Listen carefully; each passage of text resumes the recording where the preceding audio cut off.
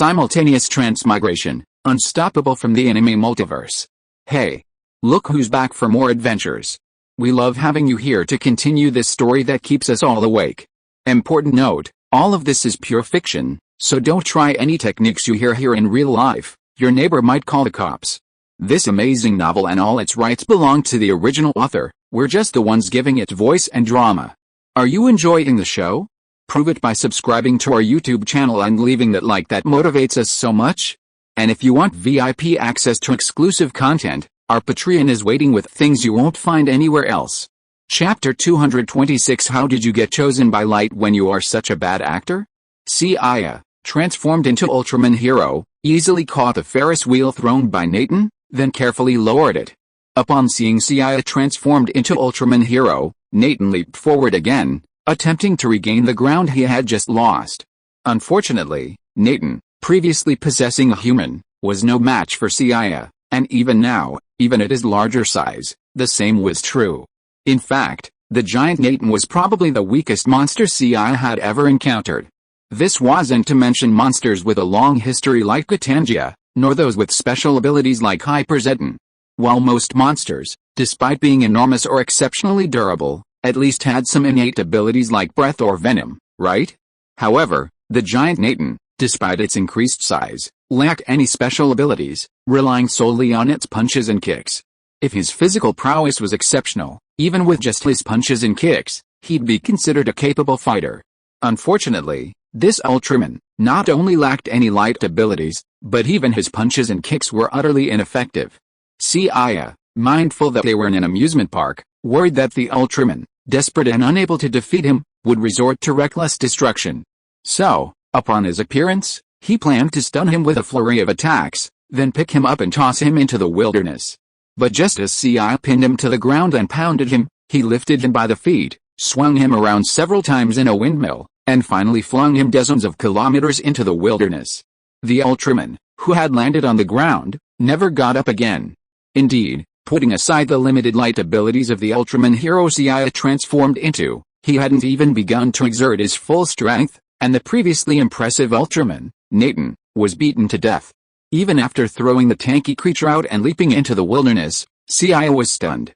He hadn't imagined a monster could be so weak. No, even with this level of skill, how could it dare to threaten to destroy Earth like Maya and her friend's home planet? After all those stern words, I'd assumed it was a tough guy, but this was it? Glancing at the motionless tanky creature, Seiya thought that if they just left its body there, the winning team would have a hard time cleaning up the mess. So, Seiya finally followed up with a Leo kick, no, a hair-aw kick, that crushed the creature to pieces before launching back into the air. Captain, does Ultraman Hero have a grudge against that monster? Compared to Ultraman Tiga, why do I feel like Hero is even more violent? He actually killed the monster with his bare hands. Hearing Lena's words, Iruma Megumi was visibly stunned, but quickly reacted and spoke again, don't talk nonsense. Ultraman Hero defeated the monster to protect our Earth. The monster was killed by Ultraman Hero with just a few punches and 2 kicks. It only proves that Ultraman Hero is very powerful, and his fighting style is different from Ultraman Tiga's. Looking at the dead Nathan, who had been shattered by Seiya's kick, Iruma Megumi felt that Ultraman Hero was far more brutal than Ultraman Tiga, but she didn't dare to say it out loud. After all, Ultraman Hero had helped them defeat the monster, and like Tiga, he was a righteous giant of light. If he heard about it, they might resent him and stop helping them. What would happen then? Ultraman Hero flew away, and Seiya, in his human form, returned to the amusement park. The entire process from Seiya's transformation into Ultraman Hero to the moment the tank was beaten to death by a flurry of blows took less than a minute, so Deiko was still clutching the aura staff, his expression completely bewildered. Seiya, why didn't you ever tell me you were Ultraman Hero? Watching Seiya support the unconscious Shinjo and examine him, Deiko finally realized what was happening and asked Seiya in surprise. What's there to say? You're not even Ultraman Tiga's human form, and you've never told me your true identity. And I originally refused, but who knew you'd be chosen? Let's make it clear these 2 times were just for coincidences. If a monster appears in the future, it's better for you to take on the Tiga form. After all, both the victory team and the ordinary people of this world are more familiar with and trust Tiga. Deiko was speechless after hearing Seiya's words. No, logically speaking, Everyone is chosen by the light, and they are all members of the victory team. Isn't it their common responsibility to defeat monsters and protect the Earth? Why is he the only one going? It was fine before that Daegu didn't know who Ultraman Hero was, but now that he knows that the other party is Seiya, after all, they should take turns to fight monsters in the future, right? Because monsters have appeared more and more frequently recently, Daegu's number of crashes has also increased sharply. The captain even talked to him about it last time, but Daegu was helpless because he had to rely on crashing every time to cover up his transformation. Now that Seiya finally has a helper, Seiya said that he doesn't like transforming to fight monsters. How can this be possible? You know, if two people take turns crashing, not only will the pressure be much less, but it will also be more effective for them to disguise their identities. You actually want me to be an ace crash pilot with you? Don't even think about it. I won't transform unless it's a special situation. After all, I'm not a pervert. It's fine as long as no one knows. But if my identity is exposed and people find out I'm just Ultraman running around in a tight leather suit, where will my handsome face be? Besides, fighting monsters doesn't get any overtime pay, so you can be a superhero on your own. I'll cheer you on from behind. After hearing what Seiya said, Daeko was completely doubting his life. He had always been grateful to be chosen by Tiga and believed that this was his mission. But in front of Seiya, he became a pervert in a tight leather suit. No, let's put aside the question of whether he was a pervert or not. Let's just talk about Seiya's awareness. How did he get chosen by the Giant of Light? Daeko had always thought he was special. After all, there were so many people on Earth, but Tiga chose him as the successor of Light, which meant that he must have the potential to become the Light. But now that he is paired with Seiya, why does he feel that his status as a human body of Ultraman is plummeting? Did he choose Ultraman Hero from Seiya because there was no other choice at that time, or is the other party just as useless as Seiya at heart? Chapter 227, The Leader of the Dark Giants, Tiga, can protect you. The devastated Daego was still questioning his life, wondering how could there be such a huge difference in personality between people who were both chosen by the light. Seiya, on the other hand, looked at Maya, who was stumbling over, and took out some talismans and other things and began to operate them on Shinjo. In the Ultraman worldview, in addition to some aliens, there are also some people with special abilities. Although he had never tried it, Seiya had no choice but to try to use the methods of the Onmyaji to see if he could save Maya's brother. Maya didn't know what Seiya was doing, but she was also very clear that Seiya was the only one who could help her, so she had no choice but to trust him. His soul has been damaged. If left unattended, it will likely dissipate completely in the near future. To reunite his fading soul, we must find a carrier. The time has come to test whether he is truly your brother. Drop your blood on this jade, and I will find a way to guide the remnants of his soul into it, preventing his complete disintegration. Hearing Seiya's words, Maya, unsuspecting, quickly bit her finger, allowing her blood to drip directly onto the jade Seiya held out. Having completed the preparations, Seiya then performed a series of hand seals, ultimately directing a faint blue light from Shinjo's forehead into the jade in Mayu's hand. It's done. Your brother has been barely saved, but his soul is extremely weak from the damage he suffered. From now on, give him a drop of your blood daily, and keep the jade with you at all times. With luck, he should awaken and regain consciousness in 3 to 5 years. Looking at the jade in her hand, Maya could clearly sense the aura of her brother's weakened soul, and she excitedly thanked Seiya. As for Daeko, who had witnessed all this, he had long since recovered from his daze and, looking at Seiya with a look of surprise, asked, Seiya, are you a human, or Ultraman Hero? Having been chosen as a human form by Tiga, Daeko knew that some Ultraman didn't necessarily choose human forms, but instead operated in human form. If Seiya were Hero himself, then perhaps his slacking behavior would make sense. After all, to an Ultraman, humans are humans, and Ultraman are Ultraman. While Ultraman might help humans, they wouldn't make choices for them. He concluded that Daeko was human, so compared to Seiya, the true Ultraman Hero, he naturally had a greater responsibility to protect the Earth. However, just as Daeko was pondering this, and believing he had found the true answer, Seiya's next words left him stunned. Of course I am human, that's for sure, just like you. I'm just the human body chosen by Haleo, but the power you just used, it's normal, isn't it? Daegu, this world is huge and also confusing, and humans only know a small part of it. Not to mention aliens from outer space, Even on our own Earth, there are many unknown existences to humans. For example, there are lightning people who used to live in the ionosphere and are older than humans, and the monster Abik who is reluctant to leave the village we met before. Of course, even among ordinary humans, there are naturally people with special functions or abilities. You should also know that my name is Wenren Shengzai. The elders in my family are from the ancient East, so I have some special powers. This should not be surprising, right? After hearing Shengzai's words, Dagu glanced at the talismans and other items on the ground and found that these things, which were said to be the means of aliens, were indeed more like so-called Taoism or yin-yang magic.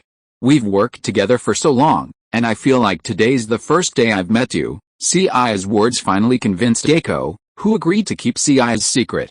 Of course, the most important reason was Daiko's belief that Seiya wouldn't use his powers to harm others. After all, while Seiya might be a bit lazy, the fact that he was chosen by Ultraman Hero, the Giant of Light, proved that he wasn't a bad person. As for secrets, everyone has their own. Daiko was Tiga, but even when he was on the victory team, he wasn't even an ace pilot. Maya's brother had barely survived, but his soul had fallen into coma, making it impossible to take him off Earth. Furthermore, Maya's fellow tribesmen had been killed by the Natanians. After learning that their mother was dead and she only had her brother left, Maya finally decided to stay on Earth.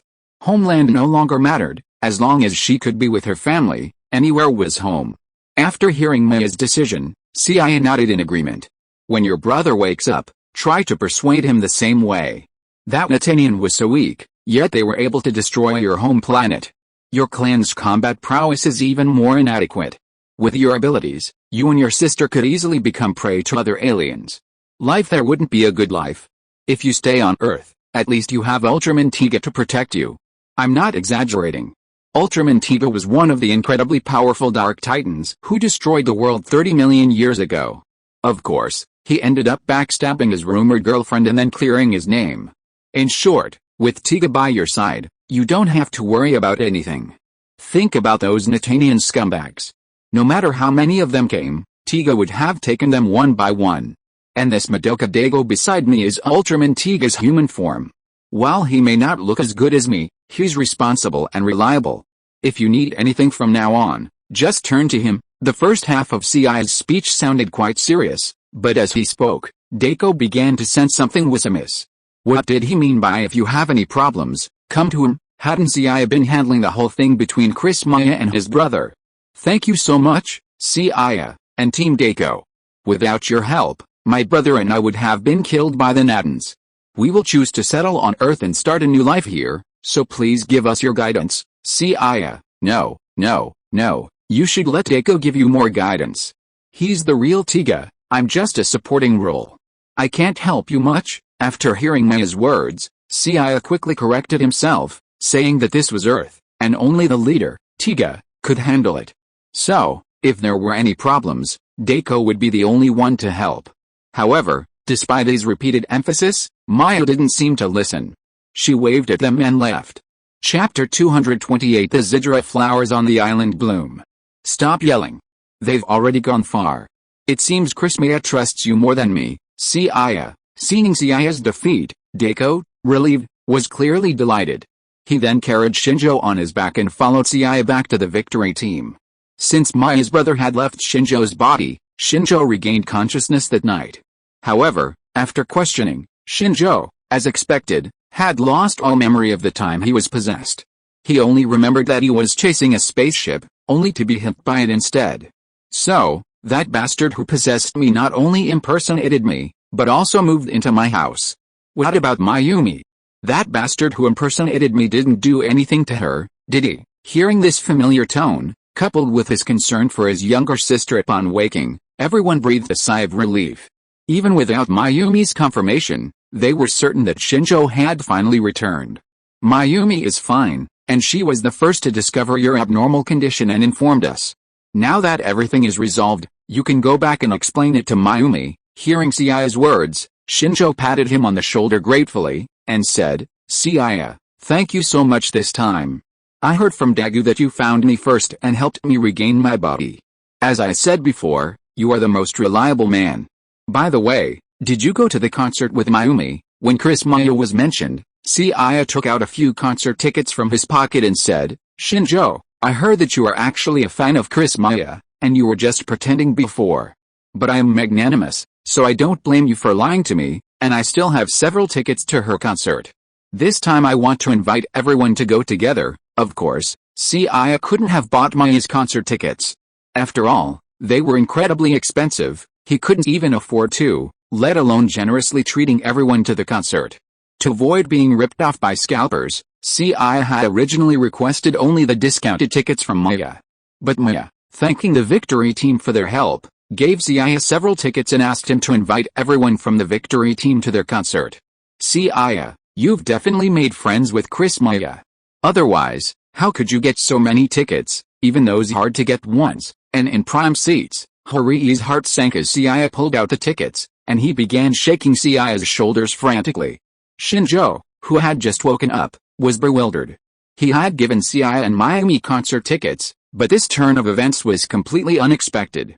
Chris Maya was a popular singer, and Seiya had just attended a concert, and they were supposed to be friends? What was Mayumi doing? As her brother, he had spent a lot of money to create opportunities for her, but why was her sister so incompetent? Victory Team Naval Base, Boso Peninsula, Chiba Prefecture, Japan. The victory team, who had been chatting and gossiping, were suddenly startled by the sound of various alarms. When they checked the radar, they discovered an alien spacecraft, suddenly landing on the grasslands of a small island. To detect the spacecraft and avoid a repeat of Shinjo's previous incident, Narumi Megumi would dispatch Seiya, Deiko, Rina, and Shinjo together. When the group arrived at the island and, armed with various devices, began scanning the island's magnetic and radio waves, Seiya and the others spotted a dazzling display of yellow flowers. It's no secret that women have a soft spot for beautiful flowers, and Lena was no exception. The yellow flowers blooming on the island were not only gorgeous but also incredibly rare. Lena stated that despite her extensive research on flowers, she had never seen anything like them. Daegu watched Lena reach out to pick a flower and was about to speak to stop her. But before he could, Lena had already plucked the flower from the ground and began sniffing it. And then there was nothing more.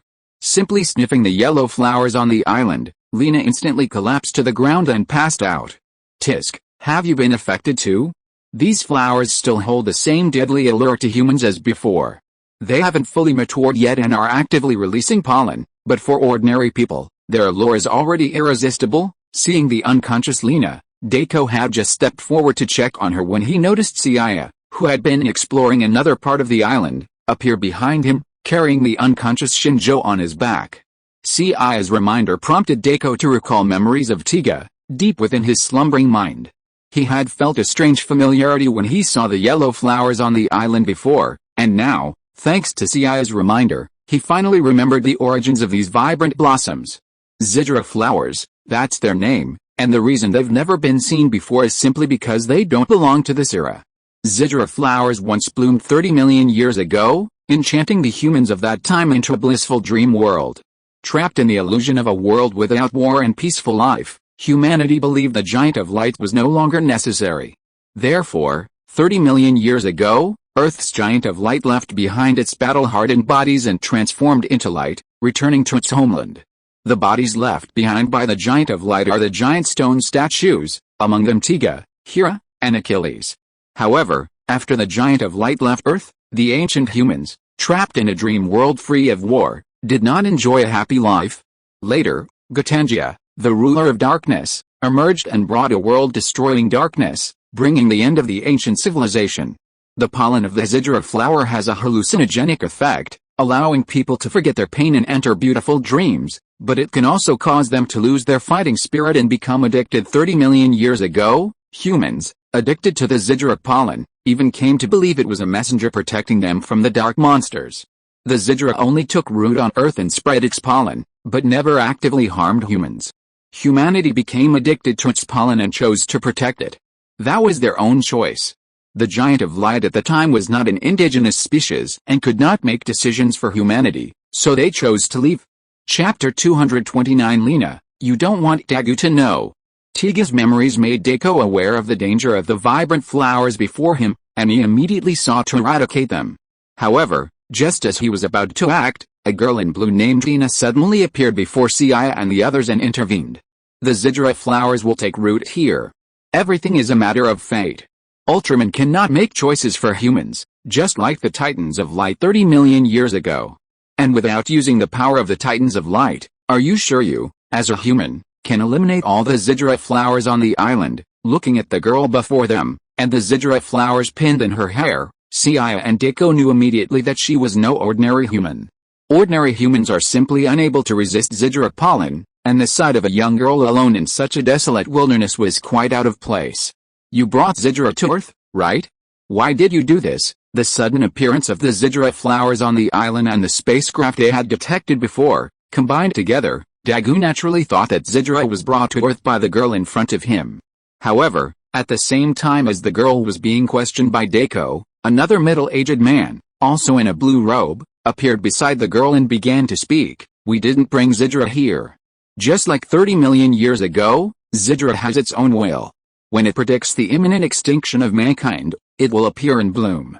Because it itself is the flower that blooms to predict the extinction of mankind. Aren't you two quite clear about this? We are not your enemies, we are just Zidra's messengers, tracking down every place where Zidra has taken root, because we need to collect the essence it extracts. So in other words, where Zidra will appear is not up to us. It's better to say that our appearance is a reminder to you. After saying these words, the middle-aged man named Luke, along with his daughter, slowly disappeared in front of Seiya and Deco. Are we just going to leave the Zidra flower alone? Repeating the mistakes of the ancient civilization 30 million years ago? The ancient civilization 30 million years ago was even more advanced than today's. Even humans back then couldn't resist the power of Zidra pollen, and Deco didn't believe modern humans could do the same. So what do you plan to do? Transform yourself into Tiga and overturn this entire island?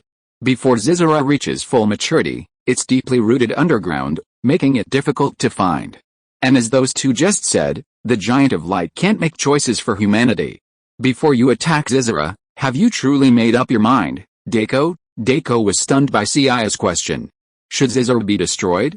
30 million years ago, neither the ancient humans nor the Giant of Light could decide. How could he, Deco, decide? He might be both Tiga and human, but could he, alone, represent all of humanity? Looking at Deco, who had fallen silent, Seiya sighed. Sometimes, protagonists are like that. Their overly righteous nature and overthinking aren't always a good thing. Seiya thought, regardless of human choices, since the decision wasn't right, the right thing to do was to just go ahead and do it. The Giant of Light had chosen them, wasn't it because they couldn't directly intervene in many matters, relying on their human identities? Until Zidra reaches maturity, it won't be easy to dig them out of the ground.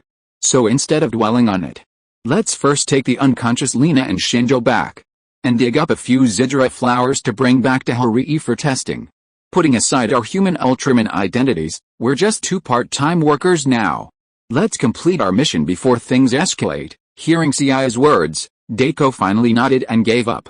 After all, asking him to make a decision on behalf of all of humanity was a bit too much. As Seiya had said, putting aside their human Ultraman identities, they were just two little Karamas. Not at the bottom of society, but at least within human society, they were minor figures. Let Captain Iruma and Director Sawai worry about matters like deciding humanity's future. After digging up a few Zidra flowers for sampling, Seiya calmly placed Shinjo on his back, then took Lina on his back and told Deco to leave. Looking at his hands covered in dirt and the discarded Shinjo on the ground, Deco was stunned. It seems he and Lina were on the same team before they came here to explore. So, even if they each carried one, shouldn't he be the one to carry Lina? Deco, why not? Seiya, holding Lina's hips as he walked ahead, suddenly heard Lina's whispers. He was stunned for a moment, then, with a sly grin, he accidentally activated the recording function on his phone. Seiya abandoned his best friend, and carrying Lina wasn't really because he was attracted to her beauty, but simply because Shinjo was too heavy and reeked of sweat. Lina, on the other hand, was different. Not only was she in great shape and lightweight, but she also felt amazing in the hand. This isn't a question of lewdness or not, I'm asking my readers, if both Shinjo and Lina fainted, who would you choose to carry? Seiya, I thought I heard Lina say something just now. Is she awake? Seeing Seiya carrying Lina, Deco felt a pang of dismay. He truly hoped that Lena had truly woken up and was walking on her own. Silently pressing the pause button on his phone's recording, Seiya, who had perfectly captured Lena's dark past, turned back and said nonchalantly, "Are you hallucinating? She's sleeping so soundly, she's drooling all over my shoulder. Daegu, you seem to care deeply about Lena. If that's the case, don't say I won't help you. You'll carry Lena, and I'll let Shinjo do it." Seeing how close they were to the Heian, Daegu was speechless, but without much hesitation, he ultimately accepted Seiya's offer. Even if he could only carry Lena for a few meters, it was still a close encounter with his dream lover, wasn't it? Looking at Daegu, who had taken Lena and was smiling brightly, and then looking at the recording just saved on his phone, Seiya also had a playful smile on his face, and even unconsciously associated a certain scene with him in his mind. "Lena, you don't want Daegu to know what kind of terrible dream you had because of Sigil's pollen, right?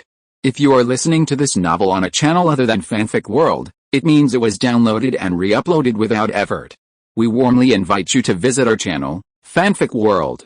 There you will find the original version of this story and many other novels of various genres. We look forward to seeing you dive into a world of incredible novels." Chapter 230, Human Desires Are Deeper Than the Roots of Kagila. Seiya, why did I pass out just now? And I thought I heard you say something about Keiko and Reina. Seiya had just taken a few steps carrying Shinjo on his back when he heard his voice suddenly close by. Seeing his dazed look, Seiya glanced at the children he had gathered and simply held them out to him. "No, you heard wrong.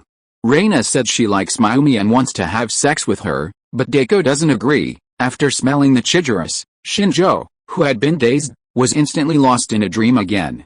And because of Seiya's previous misleading words, the environment Shinjo fell into seemed even more bizarre. He fell into deep sleep, muttering, "Mayumi, you can't have sex with Reina. Brother doesn't agree. Reina, don't move. Let me do it." Seiya was shocked to hear Shinjo's whispers. He had never expected the usually sculpted Shinjo to be this kind of person. And Lena, worthy of being the sole female member of the victory team, is sure to be a target for more than just Keiko if all the other members of the victory team were caught up in the Sigila situation. Seiya, while Lena is quite capable, their captain, Megumi, is more captivating. He activated the recording function on his phone again, recording Shinjo's whispers as a gift from Mayumi. Then, Seiya tossed the unconscious Shinjo into the backseat and launched a hibiki back to the sea base. Due to the danger posed by the Sigila flower, the meeting at the sea base included not only the victory team members, but also Director Sawai and several other prominent figures. Since Seiya and his team were part of the investigation, they were given a chance to speak at the meeting. Captain and Director Sawai, according to the father and daughter who claim to be the messengers of Kagila, the Kagila flower is a very dangerous plant. The pollen of this flower can cause people to fall into an illusion and enter a state of drunkenness and dreaminess.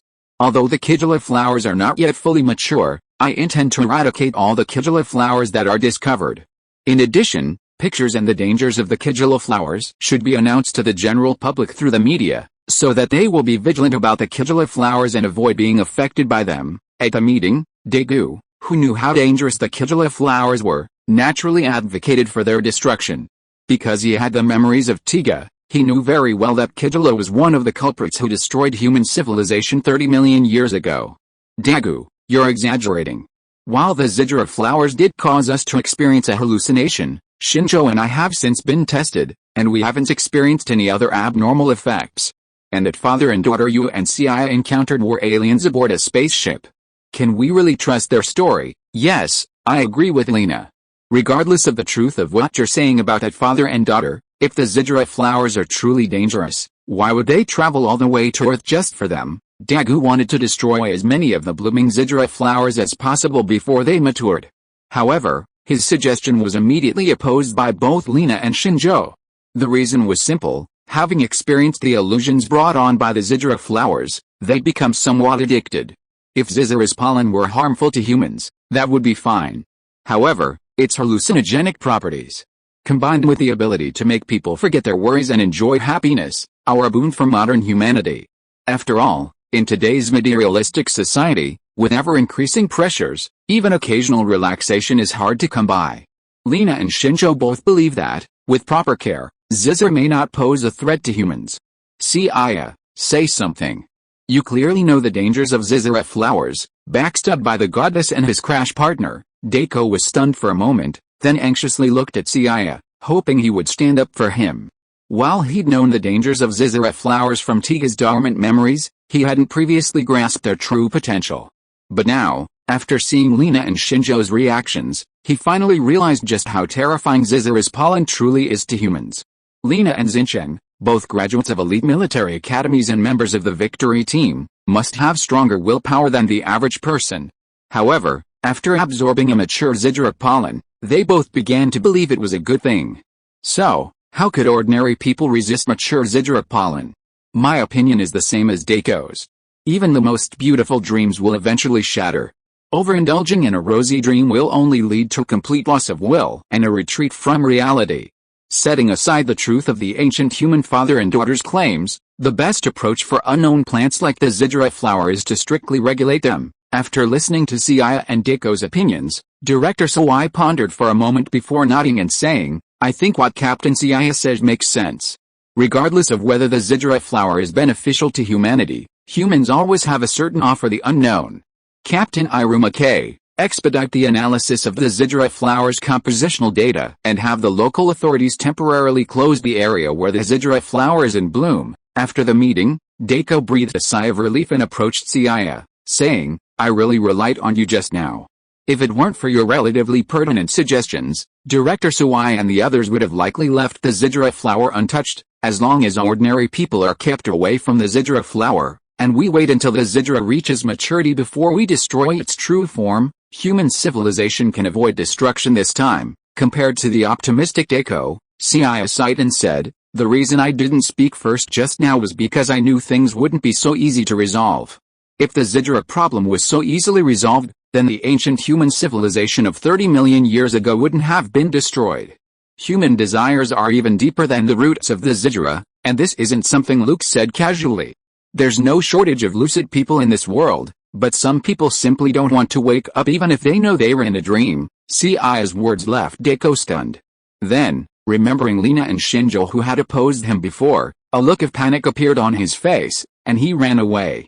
Chapter 231, Shingaya, you are the light, and you are also the ancient of mankind. Seiya's suspicions proved correct.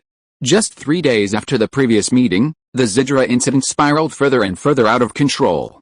Initially, under the command of the victory team, the relevant departments on the day cooperated effectively, cordoning off the area where the Zizura flowers were in full bloom and prohibiting anyone from approaching. However, remember that Zizura is a flower, and once mature, its pollen is dispersed on the breeze. Initially, anyone who smells the Zizura pollen will unconsciously fall into a dreamlike state, becoming intoxicated and lost in a dreamlike state. As night falls, Zizura, like most plants, falls into dormancy. Once awakened from their ethereal reverie, humans will instinctively begin to search for Zizura flowers. Only those flowers can bring them the bliss of forgetfulness. Truth will soon reveal itself. With their dreams shattered, people begin searching for Zizura flowers. Soon, they discover that within the cordoned-off areas, the very thing they seek is in bloom. Because of this, starting on the second day, a large number of ordinary residents began to attack the staff who were manning the cordon. Because the attackers were merely ordinary residents, driven by the Zizura pollen, and their sheer numbers made it impossible for TPC staff to subdue them by force, the situation spiraled out of control. By the third day, the Zizura flowers were blooming in even greater numbers, reaching such a point that they permeated every corner of the land, affecting even various TPC departments. The Zizura pollen was so potent that even after being affected once or twice, victory team members like Lina and Shinjo attempted to stealthily take a Zizura flower home to plant, only to be discovered and stopped by Daegu. If even professionals like them were acting this way, how could ordinary residents, burdened by the pressures of life, resist the allure of Zizura flowers? A week passed, and not only the ordinary residents, but even the entire TPC headquarters, the TPC Medical Bureau, the TPC Police Bureau, and the TPC Research Bureau, had been completely overwhelmed. Now, the entire victory team base, including the commanding captain, Iruma, spent their days clutching a single Zizura flower, lost in a dream of their own. Not only the offshore base, but society itself was completely paralyzed. People, while not working, were still producing, wandering the streets like zombies, their eyes dazed and mesmerized by their surroundings. At night, when the Ziggurat flower fell into dormancy, people began searching for Ziggurat flowers, wishing they could spend the entire day in a dream. The only two people still working in the victory team were Seiya and Deiko. The Ziggurat flower, once rooted deep underground, had now sprouted above ground, forming a massive plant 53 meters tall, with a giant flower bud centered. It wasn't Seiya or Deiko who first discovered the true form of Ziggurat, but Maya. Perhaps due to her alien status, Maya wasn't affected by Ziggurat's pollen. Furthermore, she didn't want her adopted homeland to be destroyed, so she immediately contacted Seiya. Like most plants, it's active and spreads pollen only during the day. So, if we all work together with the awakened humans at night and root it out, wouldn't that eliminate it? Maya suggested. Before Seiya and Deiko could even begin, someone else answered their question.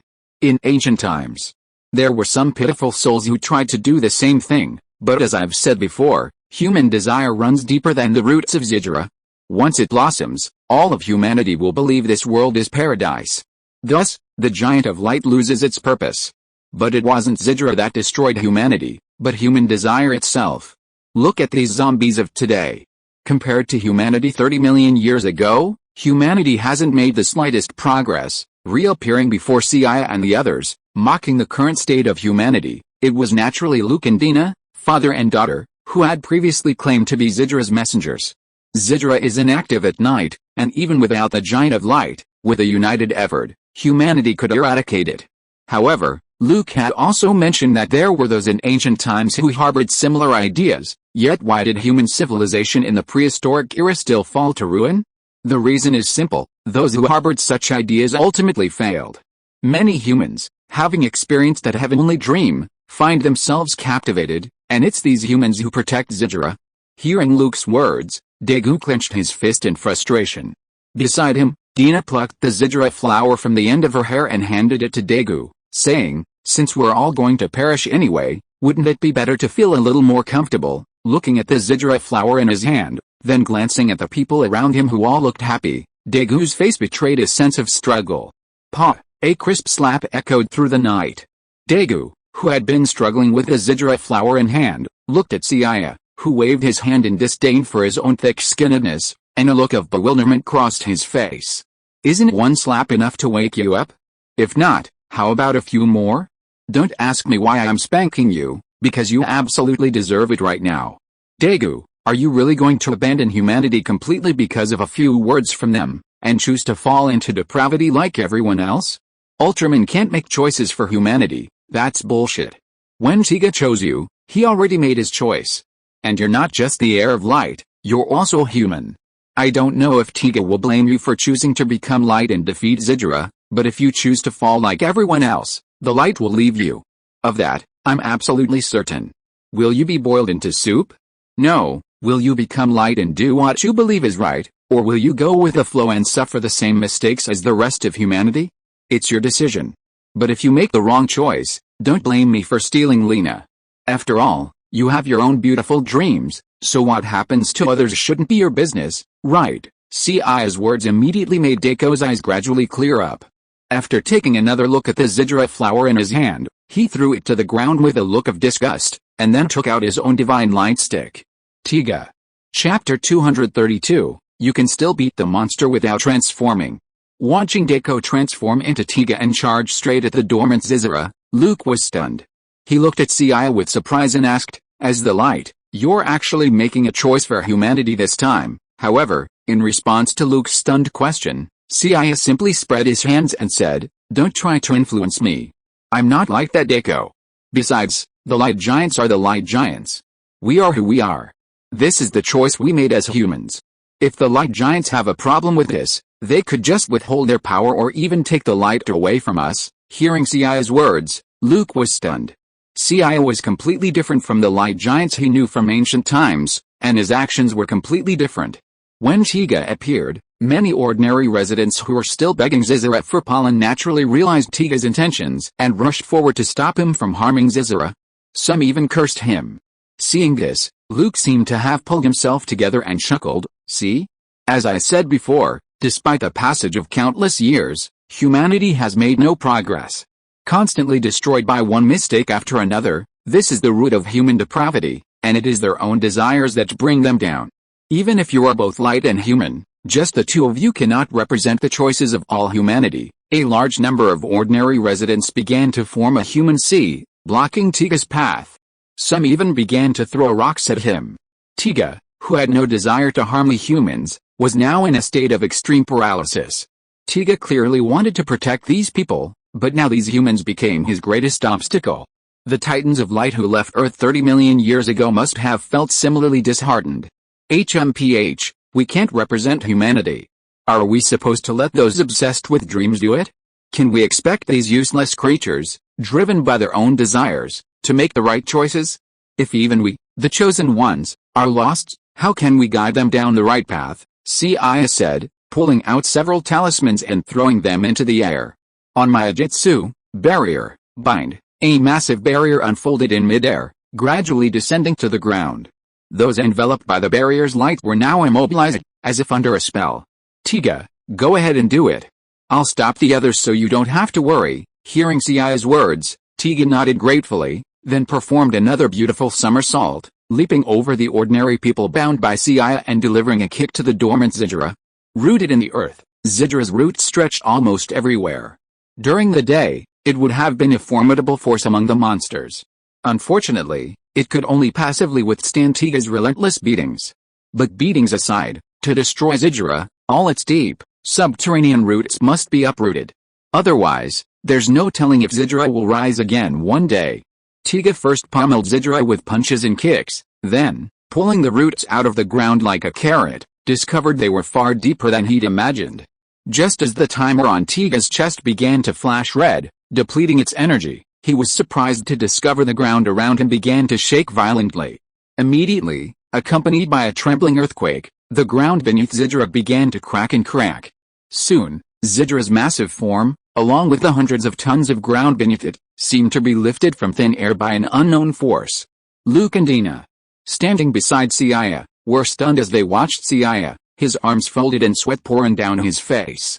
Previously, Luke and the others had believed Seiya's claim to be human, but now, seeing this scene, he couldn't believe Seiya was anything more than an ordinary human. What the hell? A human being, with the strength of a mortal body, could completely uproot a 53-meter monster, along with the ground it was rooted to? This was clearly Ultraman's signature ultra-psychic, and Luke had reason to believe that Seiya was a leader, even among the giants of light. In contrast to the stunned Luke and Dina, popular singer Chris Maya, standing nearby, gazed at Seiya with the fascination of a young fangirl. As she had suspected, Seiya was no ordinary earthling, but most likely an alien possessed by an earthling.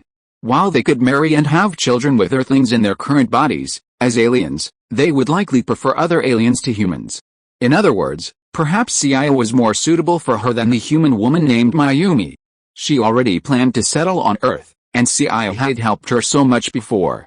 If they truly wanted to live on Earth and have children, Maya felt that Seiya wouldn't be a bad choice. Seiya had no idea what Luke and Maya were thinking, but lifting the Zagela and the ground it had taken root on would be quite a struggle for Seiya. While pure ultra telekinesis could lift a monster, it required far greater strength to uproot Zijra, who was rooted to the ground. Therefore, Seiya combined ultra telekinesis with the power of yin-yang jutsu. Hurry up. I can't hold out much longer. Seeing Zijra uprooted and floating in the air, Tiga was visibly stunned.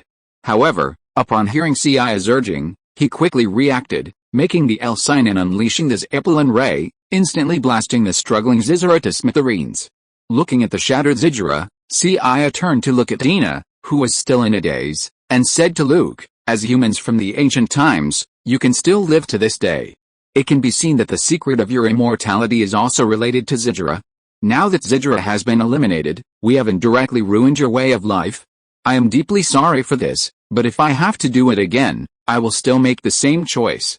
After all, as a human being in this era, I can't let human civilization repeat the fate of 30 million years. So whether you want revenge or hate me, I will take it all, and the same for me. After defeating Zijra and turning back, Deiko, after hearing Seiya's words, followed suit. Chapter 233, The Social Death Short Film of the Victory Team. I believe you must have misunderstood. Although, As you say, we, as cyborgs, have survived to this day thanks to the essence extracted from Zidra. Now that Zidra has been eliminated, our lives are coming to an end.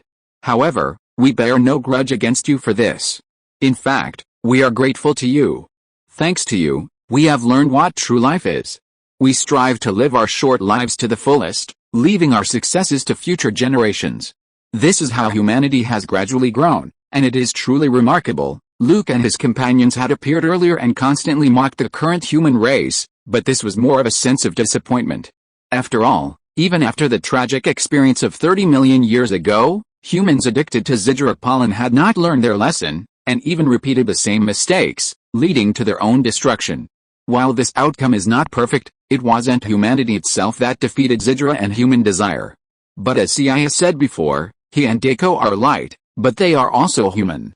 Although not many have awakened, at least they represent humanity's victory over Zidra, right? With the destruction of Zidra, the humans previously affected by its pollen gradually began to return to normal, and the previously chaotic social order began to return to normal. At the victory team's operations room at the naval base, Lena, Shinjo, and the others looked embarrassed upon seeing Seiya and Deiko, who had arrived for work today. Zidra had been destroyed, and they had returned to normal, but that didn't mean the previous memories had been erased. While they were in a dream state, they were fine. Upon regaining consciousness at night, they were still capable of defeating Zidra. However, they had chosen to forget about the destruction of Zidra. The reason was simple: the environment created by Zidra's pollen had trapped them, even them. Although they were aware of the danger posed by Zidra, they found it difficult to escape. Seiya and Deiko repeatedly suggested that Zidra be destroyed to awaken the people, but Megumi Iruma, the captain of the victory team, insisted that they wait and see. The other victory team members also agreed. Now that Zidra had been defeated by Tiga, they had returned to normal. The thought of how they, as members of the victory team, had previously been responsible for protecting humanity, yet had fallen so low because of Zidra's pollen, naturally filled them with shame. It would have been fine if they were all embarrassed together. After all, the elder brother shouldn't laugh at the younger brother. However, in this incident, Seiya and Deiko had been fighting the temptation of Zidra's pollen almost the entire time, fighting on the front lines. In comparison, they seemed useless, even like complete losers obsessed with their own desires. Thank you for your hard work this time, Team Seiya and Team Deiko. Director Sawai has also said that you will receive a special commendation soon. If it weren't for you, we humans would have truly lost face this time. What those two ancient humans said earlier was absolutely true. The pollen of Zidra is terrifying. It's not unreasonable that a civilization 30 million years ago would be destroyed. After returning to normal, Megumi Iruma, Director Sawai, and other TPC leaders were filled with fear and regret. In the short week since Zidra's emergence, the order of society has been completely disrupted. Under such circumstances, even if no new monsters appeared, humanity, obsessed with dreams, would surely bring about its own destruction within a few years.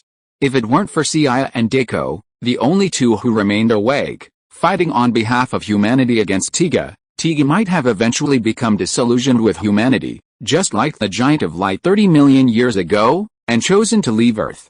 By then, humanity would be completely finished. While it was Tiga who ultimately defeated Zidra, the significance of Seiya and Deiko's actions is undeniable. It was because of them that the Giant of Light didn't completely give up hope on humanity. It's for this reason that Director Sawai and many TPC executives decided to honor them. Forget about me. If it weren't for Seiya, I would have almost lost this time, too. Upon hearing that the entire TPC headquarters wanted to honor him for this incident, Deiko modestly declined. After all, while he had helped somewhat, the primary credit truly belonged to Seiya. If it weren't for Seiya, he would have nearly given up on himself. Seiya later stopped the rioting civilians and even created the opportunity for him to kill Zidra with a single blow. That's fine with me, though. The first bird to stick its head out gets hammered. Being too good isn't always a good thing. Everyone was just being useless before, even the leaders. Now I'm the only one accepting the award. Isn't that pure envy? Besides, I just got promoted from reserve, and if I'm showing off now, veterans like Horii-senpai will be jealous. At Seiya's half-joking refusal, the victory team members couldn't help but chuckle, their awkwardness diminishing somewhat. Seiya, you're being a bit disrespectful to your seniors. And who told you I was in a dream? I was faking it. Yes, it was all fake. If I hadn't pretended to be under the influence of Sigil's pollen, you juniors wouldn't have had a chance to shine. Horii's words were naturally met with disbelief, but once I realized what was happening, Iruma Megumi, Lina, and the others suddenly thought Horii's excuse was a good one.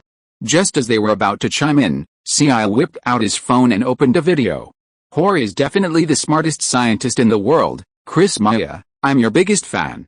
How can someone like Seiya, who only has a face, compare to me, who has so much substance? Maya in the video, Horii, his short, chubby body, hugged the pillar of the base, muttering to himself with a lecherous expression.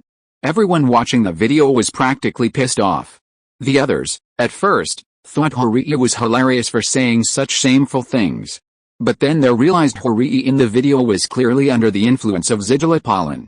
This begs the question, did they, also caught in a dream at the time, also display such awful behavior that could lead to their social demise? And were they, like Horii, caught on that awful state by Seiya? Watching Horii's social suicide video, Seiya felt very happy at first, but soon, he found that the eyes of the Victory Team members looking at him began to become dangerous. Chapter 234 A short video of the captain and Lina? Seiya, as good brothers, you wouldn't betray your brother Shinjo like this, right? Shinjo looked at Seiya with some trepidation, watching Horii's clown-like appearance in the video. Everyone was used to Horii being teased by the Victory Team, but the others' personalities were still there, and they couldn't just let them fall apart. That's right. Seeing Shinjo looking at him with sincerity, Seiya turned his head away with a guilty conscience, avoiding Shinjo's gaze. Asshole, why can't you look me in the eye? Hurry and show me your phone. Seeing Seiya's reaction, everyone knew that Horii wasn't the only one caught on camera, so they all rushed to grab Seiya's phone. Shinjo and Nori were fine, they were men after all, so the embarrassment was fine. But Akuma and Reina were truly restless. Are you kidding? One of them is portrayed as a gentle lady, while the other is portrayed as a strong leader. If Seiya actually caught them in a socially devastating moment, what would happen? And it wouldn't be good if someone else got hold of Seiya's video first. After all, there's no guarantee that someone else wouldn't see someone else's video while deleting their own. Captain Seiya, I command you as the captain of the Victory Team to hand over your phone immediately. Seeing the tussle between Seiya, Shinjo, Horii, Nori, and Vice Captain Munakata, who usually had a very low presence, Iruma Megumi and Rino were also extremely anxious.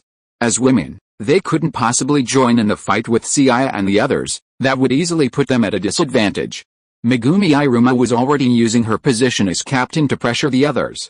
Lina, anxious, spotted Deiko watching the scene from the sidelines and pleaded, Deiko, help me get Seiya's phone, and I'll agree to go on a date with you this weekend. Deiko, who had previously been indifferent to the situation, suddenly became concerned. Considering that Seiya wouldn't use his immense strength due to his usual need to conceal his identity, Deiko quickly leaped in and engaged Seiya and the others in a scuffle. Stop it.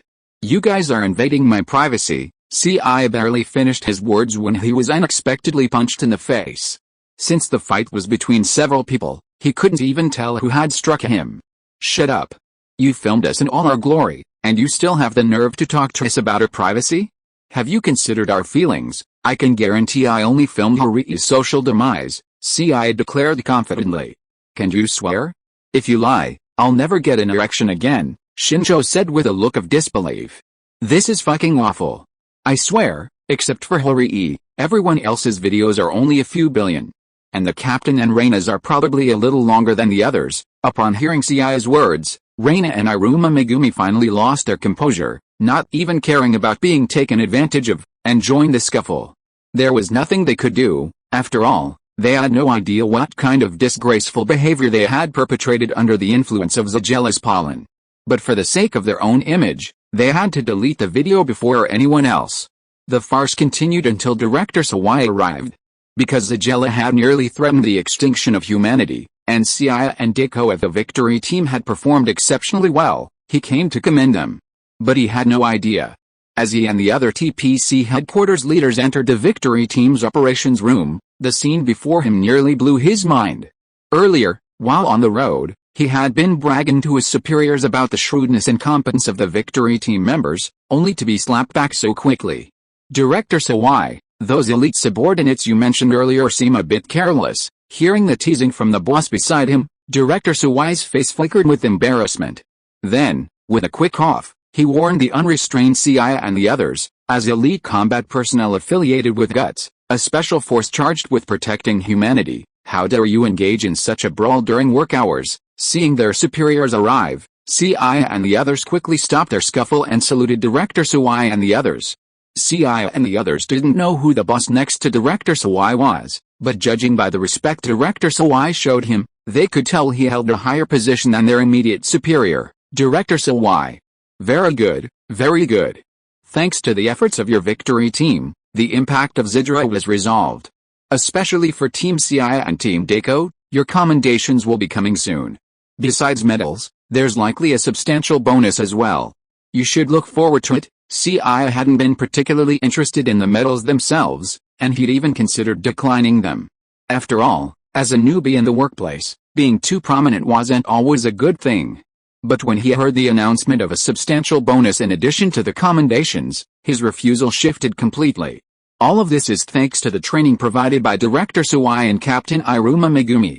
Without their keen eye for talent and sincere guidance, we wouldn't be able to achieve what we're doing today. Therefore, I suggest that the medals and other honors should be awarded to Director Sawai and Captain Iruma Megumi, who have made greater contributions. As for Deiko and I, we can just take the bonuses. Upon hearing Seiya's words, Director Sawai and the leaders beside him were visibly stunned, and then their eyes turned towards Seiya with even greater admiration. Even after achieving meritorious service, they still remembered to take credit for their superiors, even willing to give up most of their own achievements. Where can you find such a conscious subordinate? Your team member Seiya, the one Director Sawai often mentions, right? Not bad, not bad, you look so dashing and energetic. As he said, you're a truly exceptional young man. Don't worry, it's thanks to Director Sawai and Captain Iruma Megumi's wise leadership that humanity has been able to repeatedly resist the invasion of monsters, and I'll naturally commend them for their contributions. As for you and team member Deiko, your contributions are certainly not insignificant, and besides visiting you two heroes, I also have a task for you. After hearing his leader's words, Seiya smiled outwardly, but inwardly, he was furious. He knew that so-called glory wasn't a good thing. Although he had no idea what they were asking him and Deiko to do, seeing their cautious demeanor, Seiya guessed it wouldn't be an easy task. Chapter 235 You have an ex-girlfriend who is 30 million years older than you. No matter what the mission is, Seiya and I will definitely complete it with all our strength and will not let you down. Feeling that the task they were about to ask wasn't going to be easy, Seiya was hesitant about how to politely decline without being rude or offending them. Deiko's resolute voice suddenly echoed beside him. Seeing Seiya glance at him, Deiko's face lit up with pride. He hadn't expected Seiya to be so perceptive, but he wouldn't lose to him. Seiya, thank you so much. Do you know what flattery is? The highest level of flattery is to please the other person while remaining out of the way. Previously, he had been trying to please his superiors with medals that seemed to be useless and could even become troublesome. But Deiko had dug a hole for himself this time. And it would have been fine if this idiot hadn't only been digging himself into it, but he had also dragged him into it. He just wanted the bonus and was just trying to curry favor with his boss. What a stupid idea. Seiya is nothing but a nobody. After the Zidra incident, the entire TPC headquarters treated them both like heroes. And a high-ranking official, one that even Director Sawai treated respectfully, personally asked these two heroes to do a task. How could it be such a simple task? After arranging the tasks, Director Sawai left with a boss. Seiya, not in the mood to play around with Lena and the others, simply threw his phone to them and deleted his videos. After all, even if all the videos on his phone were deleted, he still had a backup on his computer. How could he be so foolish as to put all his eggs in one basket? Seiya, the Lulai ruins that Director Sawai and the others just mentioned, could that be the place they were referring to? The rest of the victory team were still crowding around Seiya's phone, deleting videos, while Deiko approached Seiya with a worried look on his face and asked quietly. Apparently, when Director Sawai and the others mentioned the Lulai ruins, the familiarity of the words rekindled fragments of Tiga's past memories. What do you think? Do you think there's another super ancient ruin called Lulai in this world? I was just trying to curry favor with my boss, but you took on all the dirty work. Director Seiya and the leadership around him had previously wanted Seiya and his team to undertake the mission of exploring the super ancient ruins, Lulue, that appeared on New Zealand in the South Pacific. Perhaps it was fate, or perhaps it was the will of this world's consciousness, but after the appearance of the super ancient plant Zizura, the great darkness followed, and it was the evil god Gratangia, the culprit behind the demise of super ancient civilization 30 million years ago. Zizura is a super ancient plant that portends destruction, not just because its pollen will lead to the fall of civilization, but also because it foreshadows the awakening of true darkness. The appearance of the ultra-ancient plant Zizura and ultra-ancient humans like Dick has made modern people realize that human civilization existed on Earth 30 million years ago, perhaps even more advanced than today's. Around this time, the Lulue ruins suddenly appeared in the South Pacific. Experts' research on the ruins' exterior has confirmed their immense age, potentially even belonging to a civilization dating back 30 million years. Humanity has always been filled with curiosity about prehistory. And with the discovery of the ultra-ancient Lulue ruins, it's a given that they will explore it. The ultra-ancient humans Luke and Dina, who appeared earlier, have transformed from ordinary humans into modified humans, yet they have lived for a very long time. The allure of immortality? Few could resist it, especially those in high positions with everything they need.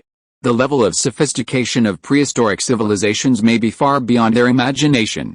Any trace of ancient technology found in the ruins could significantly enhance their current civilization. Before finding Seiya and Deiko, the TPC headquarters had actually dispatched a small investigative team to investigate the ruins. Unfortunately, soon after entering, the team either became lost or encountered unforeseen dangers. The only survivor who emerged claimed the ruins might be filled with an unknown gas capable of causing a hallucination, even beyond the reach of protective gear. Upon hearing the survivor's report, the TPC headquarters immediately considered Zizura pollen. Lulue is a super ancient ruin dating back 30 million years, contemporaneous with Zizura. It seems plausible that Zizura flowers could grow there. It's for this reason that Seiya and Deiko, who possess the strength and resilience to resist the allure of Zizura pollen, were designated by higher-ups to explore the Lulue ruins. Because of Tiga, Deiko has some recollection of the ruins of Lulue, but it's not much. From Tiga's fragmented memories, he can only vaguely recall that a dangerous being slumbers there. Seiya, also a titan of light from the ancient past, is why Deiko now seeks out Seiya and inquires Ultraman Hero's memories about any information or clues regarding the ruins of Lulue.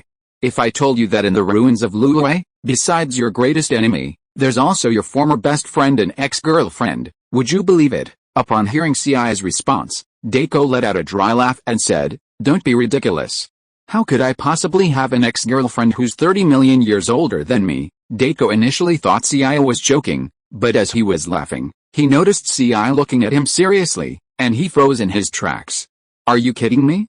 I really have an ex-girlfriend who is 30 million years older than me. As the saying goes over there, a woman 3 years older than you is a treasure. You're 30 million years older than me, so you can easily become the richest man in the universe." Deiko is no fool.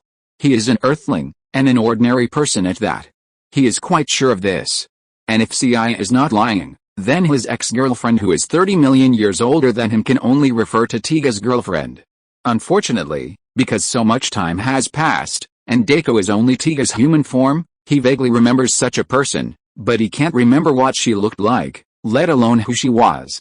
If you can't remember, I can tell you, your ex-girlfriend's name is Camilla. Let's not talk about her giant form. In her human form, she is actually only a little prettier than Lena, with a little better figure and a little better temperament than her. Chapter 236 Exploring the Super Ancient Ruins Lulu. Her looks, figure, and temperament are all a billion points better than Lena's. With all those billion points added together, wouldn't it mean she's even more attractive than Lena? Previously, Deiko was worried that if Lena knew he had a rumored girlfriend who was 30 million years older than him, she might misunderstand him. But now, it suddenly occurred to him that having a rumored girlfriend might inspire Lena's fighting spirit. It wasn't that Deiko was moved by Seiya's description. After all, it was Tiga who was pursuing Camilla. What did Deiko have to do with it? Although exploring the ruins is dangerous, it's an order from above, and we can't refuse.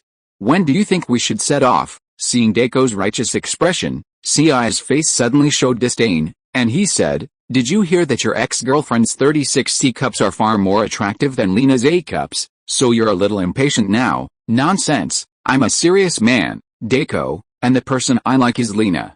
How could I be tempted by another woman?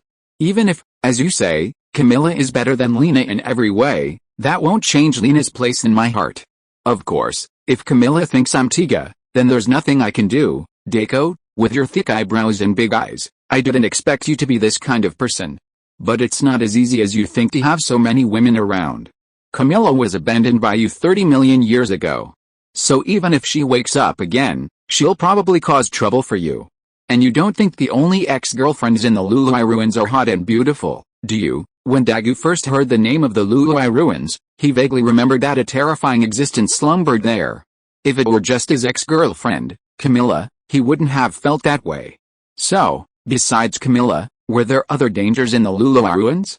How about we report to the higher-ups now and tell them that the Lului ruins are filled with unknown dangers, and that rash exploration could very well lead to a crisis for humanity. Dagu couldn't recall the specific dangers of Lului, but he subconsciously felt that the danger hidden there was far greater than what he had seen with Kajila.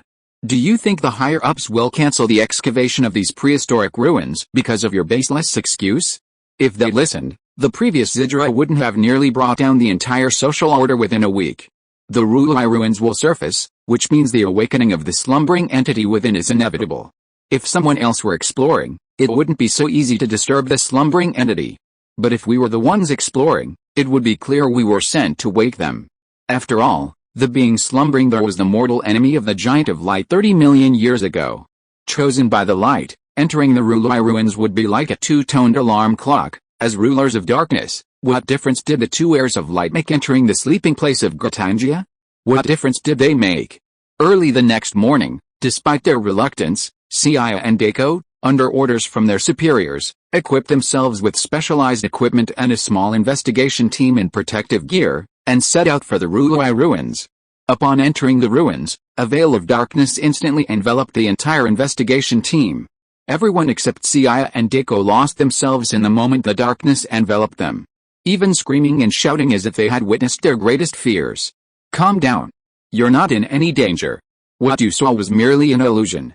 Don't let your fears cloud your soul. Seeing the abnormality of the investigation team, Seiya and Deiko finally understood why the previous investigation team had disappeared within the ruins.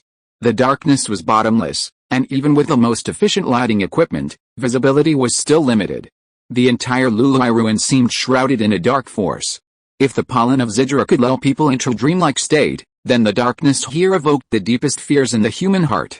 The investigators who had entered earlier had likely lost themselves completely in the darkness because it had evoked their deepest fears. After noticing the situation of the investigation team, Deiko nodded to Seiya and then calmly used the power of light to dispel the darkness within everyone present.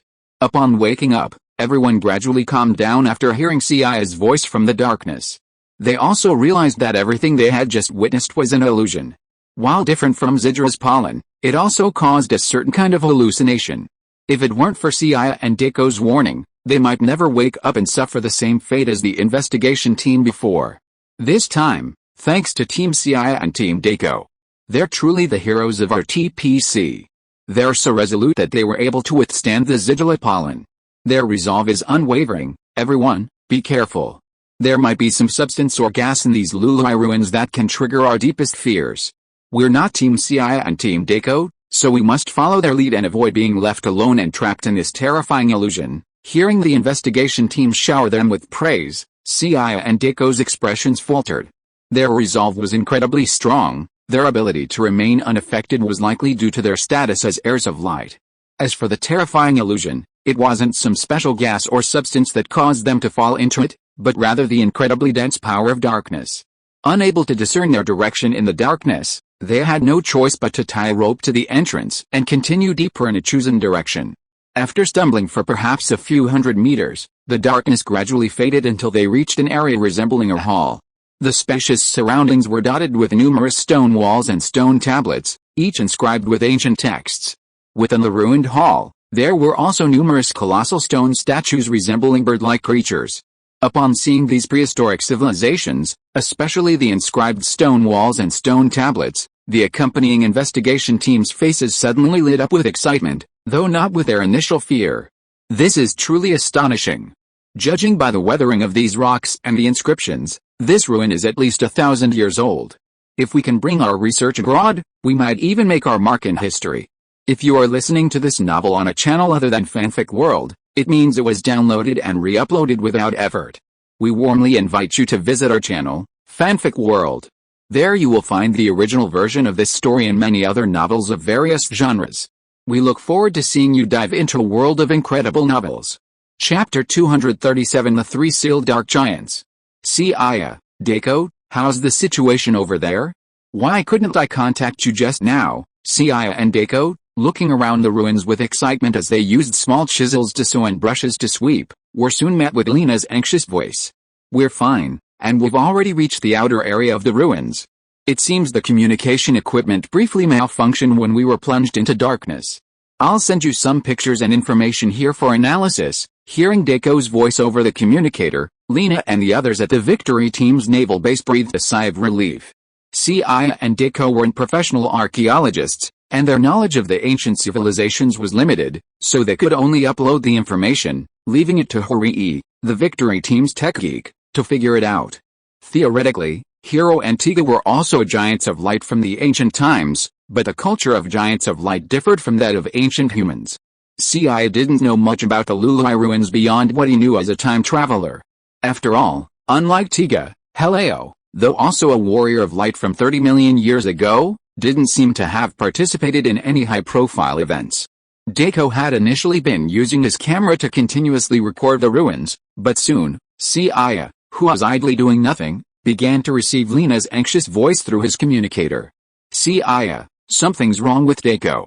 He just said something and the ruins seemed to be attracting him, and then he went off on his own to get deeper into the ruins. Since arriving here, Seiya and Deiko had divided up their duties. Seiya remained behind to protect the archaeologists, while Deiko collected data and uploaded it to Victory Team headquarters.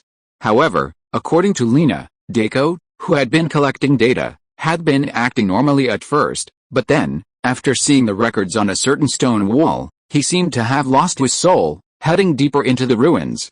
Hearing Lena's words, Seiya was visibly stunned. Was Deiko drawn to some force within the ruins? Was it the evil god Gertangia? But judging by the time, he hasn't fully awakened yet. Zoga, the Forerunner monster, hasn't appeared yet, and Earth hasn't been plunged into darkness yet, so how could Gertangia have awakened so early? Stay here for now, don't run around. If you're in danger, use the communicator to call me. There's something wrong with Deiko, and I have to go check it out. After instructing a group of minor archaeologists, Seiya followed Lena's instructions and quickly arrived at Deiko's dazed state. From the inscriptions on the nearby wall, Seiya gained a rough idea of what had attracted Deiko. Unlike the inscriptions on the stone walls outside, the inscriptions here were written in the language of the ancient Titans, allowing Seiya to understand them. After passing through 2 corridors, Seiya arrived in another hall and encountered Deiko, his expression complex, and 3 colossal figures in various poses. From the 3 figures, it was clear that the one standing in the center was a female Ultraman, while the 2 flanking her were male Ultraman. Of course, that's not the main point. The main point is that these 3 titans are no longer stone statues like Hira and Tiga, but are now flesh and blood. The female titan standing in the center is silver with yellow stripes, while the titan on the left is purple, and the titan on the right is red. Gertangia's awakening is imminent, signaling the resurgence of the power of darkness. This dark power is also restoring the power of the 3 dark titans, originally sealed in the Lului ruins. There are the dark giants recorded outside, Camilla, Hitler, and Darim, who dominated the world alongside you 30 million years ago, right? Hearing Seiya's voice from behind, Deiko spoke with a complicated expression. Just after entering the ruins, I felt a sense of familiarity. Then I heard a voice guiding me here. The power of darkness is resurfacing, and the 3 who were once sealed here by Tiga are about to awaken. If they were still in stone statue form, it would mean their power was exhausted. But Camilla and the other 2, while still in their pre-sealing poses, have regained their physical form, indicating that their power is rapidly recovering due to the impending darkness. Meanwhile, due to the impasse in deciphering the ancient texts of the Lului ruins, the Victory Team headed to the TPC warehouse to retrieve Urin's time capsule. Urin, a 30-million-year-old ultra-ancient being, was the leader of the Earth Defense Corps and an ancestor of Aruma Megumi. 30 million years ago, A sage who imbued his consciousness in a time capsule reappeared as a holographic projection upon opening it, a figure left behind by Luke and his companions upon their departure from Earth. Through Yurin's narration, the victory team learned the origins of the three titans before Seiya, Deiko, and the others. 30 million years ago, after defeating all their enemies, the titans engaged in a civil war over their own interests. The titans were divided into the evil Dark Titans and the Light Titans. The three titans within the Lului ruins were the companions of the Dark Titans who once dominated the world alongside Tiga. However, under her persuasion, Tiga ultimately abandoned the Dark and joined the Light, sealing away his three former companions. Hearing Yurin's words, Lena and the others were stunned. They had never imagined that Ultraman Tiga, who had always aided the victory team and repeatedly defended Earth, had been a villain 30 million years ago. But this is also very strange, isn't it? Even if the three dark giants sealed in the Lului ruins were companions of Tiga 30 million years ago, why would they call for Dagu? What does this have to do with Dagu? Facing Lena's question, Yaolian was silent for a moment, but finally slowly said, because the Dagu you are talking about is light, Dagu is light. What does this mean? Lena and others were even more confused by Yaolian's riddle-making behavior, so they hurriedly asked again. Unfortunately, in the face of Lena and the others' questions, Yaolian had no intention of answering them again, but disappeared in front of them after leaving a word. The huge darkness is gradually approaching. This is just a precursor to the coming of darkness. Whether mankind can continue, or be destroyed like 30 million years ago, everything depends on the choice of light. Chapter 238 Dagu was almost killed in one punch. At the Lului ruins, the sealed side of the three Dark Titans, Seiya looked at Deiko before him, then at Camilla and the other two, and asked directly, judging from their condition, they should be awake soon, right? What are you going to do this time with your former girlfriend and companions? Will you completely turn against them? Or will you side with them? After all, the Dark faction seems to have the upper hand. If you switch sides, your ex-girlfriend and your close friends will probably forgive you, right? Upon hearing Seiya's words, Deiko's expression was immediately annoyed. At this point, you're still in the mood to joke. If Camilla and the other two fully awaken, it will be a huge crisis for Earth. Honestly, after Tiga's transformation from Dark Titan to Light Titan, his power hasn't actually increased. Instead, he's become significantly weaker than the original Dark Tiga. As the saying goes, the Dark faction is 10 times stronger, the Light faction is 3 times weaker. This ironclad rule applies everywhere. Tiga was able to seal Camilla and the other two in the past, partly due to a surprise attack and partly due to his formidable performance as Dark Tiga 30 million years ago. But now, 30 million years later, if he were to face 3 of them alone again, Tiga felt he would likely be defeated. Although Tiga had backstabbed his companions in the past, due to their past friendship, he refrained from killing Camilla and the others, who had lost their power, and instead chose to seal them. 30 million years have passed, and everything has changed. Deiko could not have imagined that Camilla and the others would awaken in this time. Seiya's suspicions were correct. Hitler and Dara might have had strong objections to Tiga's backstabbing 30 million years ago, but Camilla had chosen to forgive him. The voice he had heard earlier in the ruins belonged to Camilla, who offered to forgive Tiga's betrayal 30 million years ago if he would return to the embrace of darkness. If Tiga remains stubborn, then the moment they fully awaken, they will destroy everything he cares about. Since Tiga's current human form is Deiko, Deiko is, in a sense, Tiga, and the choice rests with him. Deiko already has the answer in mind, but he's worried that he and Seiya alone won't be able to defeat the awakened Camilla and the other two. Don't assume Camilla is weak just because she's a female titan.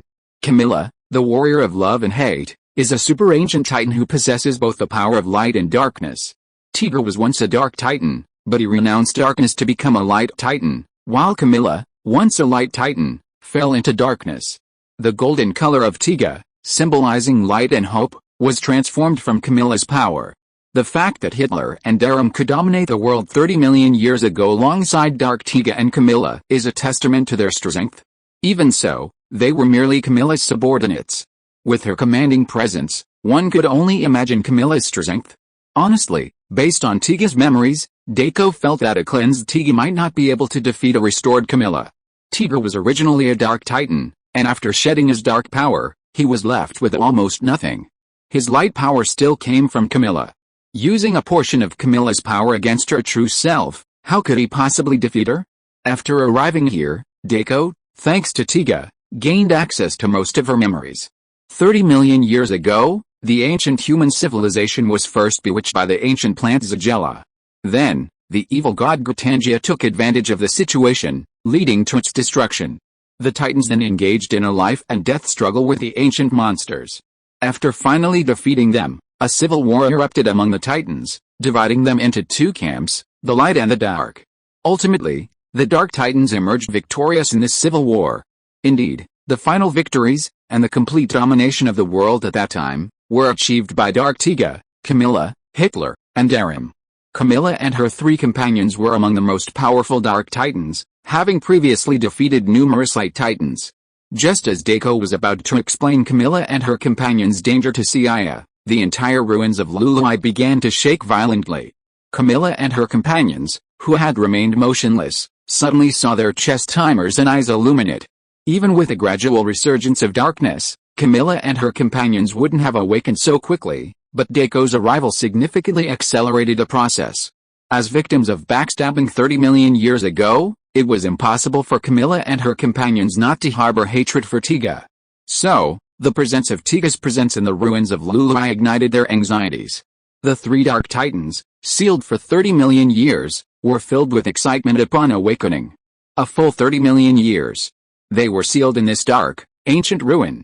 Who knows how they've lived all these years? Hitler and Darim, newly free and conscious, were momentarily stunned upon seeing Deiko before them. Then, having quickly regained their composure, excitement brightened their faces. Though the ant before them appeared to be an ordinary human, as a former companion of Dark Tiga, they instantly recognized Deiko as Tiga. After being sealed for 30 million years, their escape was already a joyous occasion. To be freed, they hadn't expected to find their greatest enemy standing before them. How could they possibly endure this? Darim, with his short temper and lack of wit, sensed Tiga's aura from Deiko and, without a second thought, threw a fist at him. Whether the other person was truly Tiga or not was immaterial to him. He was merely a human after all. Even if it wasn't Tiga, the aura he carried suggested a close connection to him. This single punch was their payback. Because Darim's attack was so fast and so sudden, Deiko didn't even have time to draw his divine light rod when the massive fist reached him. However, just when he thought he was about to die, Seiya suddenly appeared before him without warning, and with one hand, he unfolded a shield of light, directly blocking Darim's angry punch. You guys seem a little grumpy, but are you sure you want to fight here? From what I hear, the Lului ruins seem to be sealing more than just you. Deeper in the ancient battlefield, and even more powerful darkness slumbers, right? Are you planning to wake them up as well? Chapter 239 The Thoughtful Camilla. Seeing his furious punch blocked head-on by Seiya, Darim became even more enraged and attempted to pursue. But before he could strike, Camilla, standing behind him, shouted in a furious tone, "You idiot, stop it! Are you really going to do as he says and wake the evil god Gratangia deeper in the ruins?" Although both Dark Titans, Camilla clearly surpassed both Hitler and Darim in both status and strength. Darim, known for his quick temper and quick thinking, with Camilla's rebuke, though showing annoyance, he decided to stop. "Who are you, and what's your relationship with Tiga?" Having been able to withstand Darim's punch head-on, and knowing that Gratangia slumbered deep within the ruins, Camilla naturally didn't treat Seiya as an ordinary person. Many individuals among the ancient humans possessed incredible powers, but it's unlikely that anyone from that era would survive to this day. While Seiya's aura was powerful, his vital signs showed he was undoubtedly human, which was why Camilla asked. "Me? Of course I'm human, but if I had to say, what makes me special from ordinary humans is probably that, like Deiko, I'm a human chosen by the light." Upon hearing Seiya's words, Camilla and the other two looked disgusted. Chosen by the light naturally meant that Seiya was also a light giant. As Dark Titans from 30 million years ago, they hated Tiga for betraying them, but they also had no affection for the other Light Titans in the opposing faction. "Camilla, our traitor, Tiga, and the other giant of light, are right before us. Why hesitate? Just kill them and continue to dominate the world." "That's right.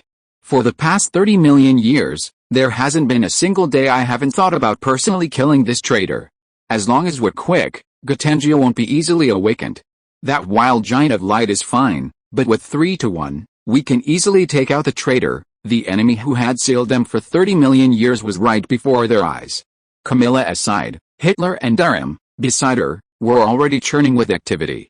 If Camilla hadn't held them back, they would have taken action themselves. Whether Camilla still harbored feelings for Tiga, they didn't know, but they both knew that 30 million years ago, Tiga not only backstabbed them and sealed them, but also took away their power. Shut up, both of you. If you say another word, I'll finish you off. All strength, no brains, you think you're so formidable? In that case, you two go fight Tiga and this giant of light. I'm leaving now. It was clear that despite being the only female Dark Titan present, Camilla clearly dominated the trio. Watching Camilla's once enormous form shrink at a visible rate, transforming into a voluptuous, beautiful human woman in a black dress, and then walking away without hesitation, Hitler hesitated for a moment before transforming into a Shamit young man and following. Left alone, Darren glanced at Keiko and Seiya, then at Camilla and Hitler as they turned away. Finally, after a defiant glance at Keiko, he transformed into a burly man and followed them. There was no other way. Darren was reluctant to leave in disgrace, but he felt he had little chance of winning against two alone. Though he wasn't very smart, he knew this was tantamount to sending himself to death. Contact the archaeological and investigation teams immediately and get them out of the Luluai ruins as soon as possible. Right now. They're just worried about waking Gatangia, who slumbers deep within the ruins. Once they leave the ruins, they won't give up so easily. Seiya had just discussed with Deiko about taking the investigation team out of the ruins as quickly as possible. After all, if a fight broke out, too many extra personnel would hinder their effectiveness. Meanwhile, after leaving the previously sealed hall, just as Seiya had said, Camilla and the other two wouldn't give up so easily. Led by Camilla, the three arrived at an ancient battlefield dotted with stone statues of the strange bird Zoga. Infused with Camilla's dark power, several of the ancient Zoga, once stone statues, awoke and flew directly out of the Luluai ruins. Besides the several ancient monsters Camilla had resurrected, she also signaled Hitler and Darren to break through the stone walls on both sides, releasing a vast number of young Zoga birds. The young Zoga birds were small, roughly the size of an adult, but their numbers were astonishing. As they were released, they instantly spread across the world like a massive swarm of locusts, covering the entire sky and dispersing from the Pacific Ocean. Camilla, I simply don't understand why we're going to such lengths. If we want to dominate the world again, our own strength is enough. These ancient monsters are just minions, no match for Tiga. And the reason you didn't attack Tiga just now wasn't simply because you were worried about waking Gatangia. Don't forget, it was his betrayal that led us to be sealed in this dark place for 30 million years. Hitler was a bit more intelligent than Durham, but not by much. His biggest concern now was that Camilla still had feelings for Tiga, choosing to forgive him despite being betrayed. And if that were the case, Hitler and Durham would have no choice but to swallow their anger. Camilla was already stronger than the two of them, and with Tiga added to the mix, they'd have no choice but to surrender unless they wanted to be killed. That's why I called you two fools. We've been sealed for a full 30 million years. Do you understand what the outside world is like now? The light giant that accompanied Tiga before also appears to be a formidable warrior. If there were only one such character, it wouldn't be a problem. But what if the light giant has already taken over this world during our time of slumber? Releasing the strange bird Zoga and its numerous chicks was merely a test of the world's current strength. If the light giant is truly powerful, then we'll awaken the evil god Gatangia and confront them. If Tiga and the light giant are the only ones left on this planet, then Tiga can't die just yet, because we need to harness his power to help us regain control of the world. Chapter 240, The Devil Bird is Rampant, a crisis for the whole world. Did Camilla really call out to Deiko to forgive him? No kidding, she's Camilla, the warrior of love and hate. Camilla's hatred for Tiga, the scumbag who ruthlessly backstabbed her 30 million years ago, is no less profound than that of Hitler and Durham. Hitler and Durham's betrayals were merely treachery between companions, but Camilla was Tiga's lover. She'd done so much before, all to fulfill Tiga's ideals, and now, after conquering the world, he's suddenly, under the spell of a human woman, tempted to be a good person again.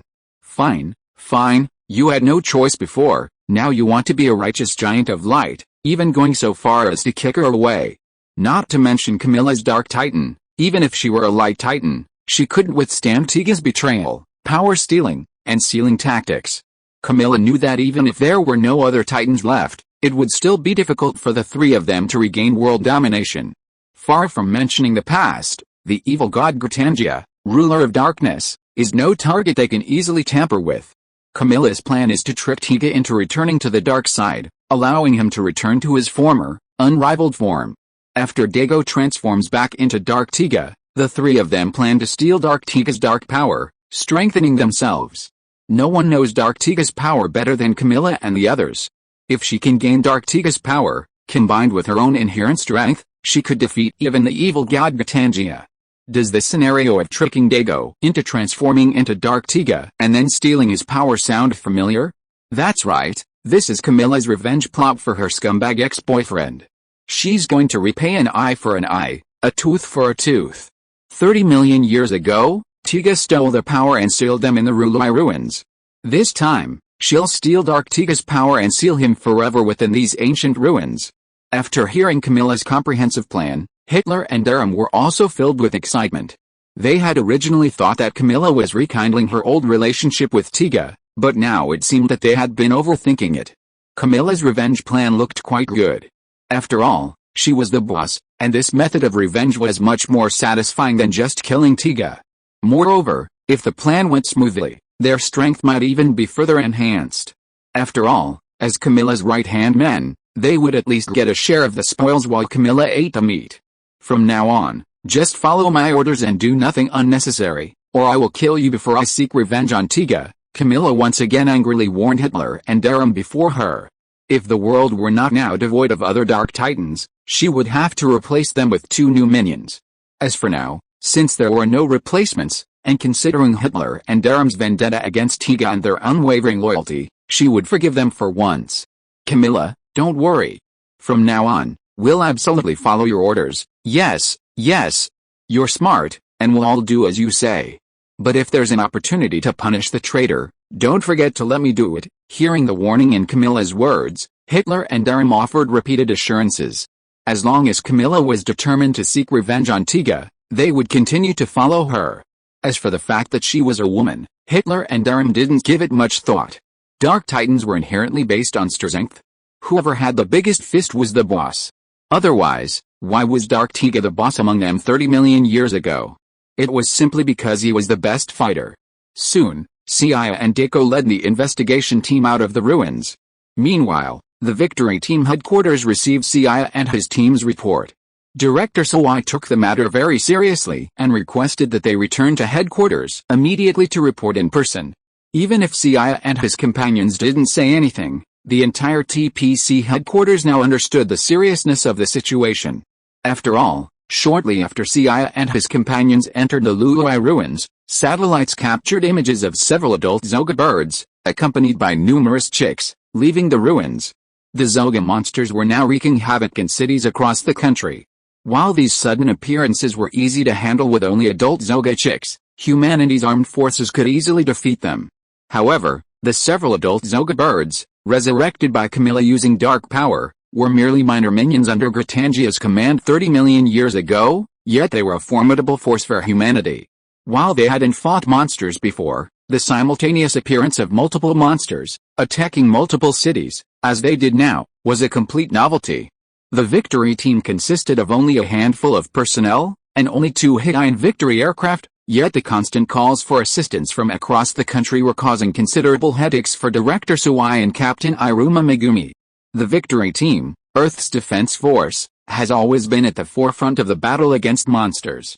Therefore, the various regions currently under attack believe they are the most expert in monster fighting. When Seiya and Dago returned to headquarters and explained the events of the Lului ruins, stating that the monsters that had appeared were just the beginning, and that the real challenge lay with the awakened 3 Dark Titans, Megumi Iruma suddenly felt a surge of anxiety. What is going on in this world? Does the appearance of Zigila truly foreshadow the end of human civilization? Currently, the attacks from just a few demonic bird Zoga have paralyzed the entire region. If the 3 Dark Titans were to revolt, could humanity truly withstand them? Watching the damage reports pouring in from all over the place, and watching the self-defense forces being repelled by the demonic bird Zoga on screen, Megumi Iruma realized for the first time how insignificant humanity truly is. Their continued success in defeating monsters is largely due to Ultraman Tiga. But in this situation, even Ultraman Tiga, with his immense strength, can't stand up to 4 opponents with 2 fists. Captain, let us join the fight. Watching the demon bird Zoga wreaking havoc on the surveillance screen, Deco, unconcerned with what Camilla and the others were up to, decided to resolve the crisis first. Captain Deco, you think we humans can overcome this difficulty, right? Deco had no idea why Iruma Megumi had suddenly asked him such a question. Seiya, standing beside him, blinked, guessing their captain might have figured something out. Chapter 241 Iruma K. Degu, please transform. Of course, we humans will triumph over darkness once again. I firmly believe this. Hearing Deco's response, the worry on Iruma Megumi's face faded considerably, and she quickly encouraged Seiya, saying, the victory teams Hein 1 and 2 have been sent to the front lines by Munakata and Shinjo, respectively. However, Team Seiya had already noted that the victory Hein was lagging behind in both performance and weaponry. Therefore, TPC's research department has developed a new fighter jet for our victory team, the Hein XJ, a large detachable fighter. The Hein XJ utilizes a state-of-the-art, efficient jet engine system and can separate into the Alpha and Beta during combat. I'll go with you. Team Deco and I will pilot the Alpha, and you, Seiya, and Lena, will pilot the Beta. When Seiya and his companions reached the F4 hangar on the 133rd underground floor, they also saw the previously secretly developed Hein XJ. Compared to the Victory Swallow's yellow fuselage, the Swallow XJ boasts a black alloy fuselage with red stripes, giving it a strikingly high-tech look. Furthermore, the Swallow XJ's overall performance is far inferior to that of the Victory Swallow's units 1 and 2. The Victory Swallows 1 and 2 can only reach Mach 4 at full speed. The Swallow XJ, when combined, can reach speeds exceeding Mach 7. Even when separated, the Alpha and Beta reach Mach 5.3 and 5.8, respectively. Degu wasn't sure why Iruma Megumi had assigned him to one team and Seiya to Arena, but before they set off, he took the initiative and suggested that Seiya pilot the Alpha. Indeed, Degu preferred Seiya to Iruma Megumi and Reina. Even upon hearing Deco's request, Lena looked at the two of them sourly and said, Deco and Seiya are such close friends. You two are always so secretive together, and now you're even vying for a team mission. Hearing Deco's request, Iruma Megumi frowned slightly, then added, Captain Deco, are you worried that I'll be holding you back because I'm always commanding operations from the rear? Iruma Megumi's unpleasant question left Deco speechless, unsure how to explain. He wanted to team up with Seiya simply because they were both a Ultraman. If they were together, it would be much easier to transform later, and they wouldn't even have to hide it. But now Captain Iruma Megumi had separated him from Seiya. Doesn't that mean that when they transform, the Alpha and Beta, in their maiden battle, will inevitably crash? It was bound to crash anyway, so losing one was better than losing two. Shinjo was fine, but if the captain was with him, he might try to deliberately get hit by his fighter jet. That would be incredibly stressful. Shortly after leaving the sea base, the Hein XJ successfully separated. Deco and Iruma Megumi, piloting the Alpha, headed for the battlefield in Shinjuku, while Seiya and Lena, piloting the Beta, flew to Shibuya. The new fighters, in terms of speed and weaponry, were undoubtedly more powerful than the original Victory Hein. While the Alpha's flamethrowers and super heat beams couldn't directly destroy the demon bird Zoga, they certainly managed to crush it. However, even humanity's most advanced weapons and fighters proved powerless against a behemoth like the demon bird Zoga. While the demon bird Zoga would be injured under the full force of the new fighters, destroying it was a complete joke. After several fruitless attacks against the incredibly fast flying bugs, the demon bird Zoga simply gave up and continued his violent demolition. After all, those so-called high-tech weapons of humanity would hurt it, but they wouldn't actually harm it. After it had razed everything around it to the ground, it would naturally deal with those damned bugs. On a building a little further away from the demon bird Zoga, Camilla and the other two, transformed into humans, watched the new fighter planes fighting the demon bird Zoga with disdainful expressions on their faces. They had previously worried that after 30 million years, human technology might have advanced to a higher level, but they hadn't expected such a scene. Humanity is truly foolish and weak. I never imagined that after 30 million years, not only have they made no progress, they've become even weaker. I think if Tiga hadn't intervened, we wouldn't even have to. Just these few demonic birds Zoga would have been enough for us to rule the world. Looking at the human army being relentlessly repelled by the demonic bird Zoga, Hitler and Aram's faces were filled with disdain. Camilla had previously warned them to proceed with caution, but now it seemed their worries were completely unnecessary. Modern human technology and civilization are far inferior to those of the ancient civilizations 30 million years ago. With Tiga in their command, any one of them could easily destroy this planet. While Camilla and the other two watched the show, Dago, piloting the Alpha, was also grimacing. Watching his army being repelled and the city buildings being destroyed, Dago considered crashing his plane to transform, but the demonic bird Zoga ignored them. If he didn't crash, how would he transform? Would he have to unleash his great light rod in front of the captain? Just as Dago hesitated, Iruma Megumi, standing behind him, suddenly spoke up. "Captain Dago, aren't you ready to transform into light?" Hearing Iruma Megumi's words, Dago froze, then asked in surprise, "Captain, how did you know that? Did Seiya tell you?" Seeing Dago's astonishment, Iruma Megumi remained calm. "I had a rough idea, but I didn't expect Captain Seiya to know. No wonder you wanted to team up with him. Dago, transform into Tiga. I'll keep it a secret. The Alpha is much more expensive than the Victory Swallow. We really can't just crash it." Hearing Iruma Megumi's words, Dago's face suddenly dawned with realization. It turned out that Captain Iruma Megumi had insisted on teaming up with him to prevent him from using another crash to conceal his transformation. Unfortunately, their captain will probably be disappointed. Because his identity has been exposed, the Alpha may be able to avoid the fate of crashing, but on Seiya's side, the Beta is likely to crash as well. Iruma K only knows that Dago is Ultraman Tiga, but he doesn't know that Seiya is not only an insider, but also another giant of light, Ultraman hero. Chapter 242 Seiya, why is it so difficult to crash a plane? Not counting the young Zoga, there are 5 of them resurrected by Camilla, wreaking havoc in the most prosperous cities. If possible, Seiya would naturally want Tiga to maintain his hard-working persona while he himself continues to play the idol role. However, such an idea is simply unrealistic in this situation. Due to the Ultraman setting, Ultraman can only be active on Earth for a few minutes. Once this time is exceeded, the timer on his chest will begin to flash red, and his energy will rapidly deplete.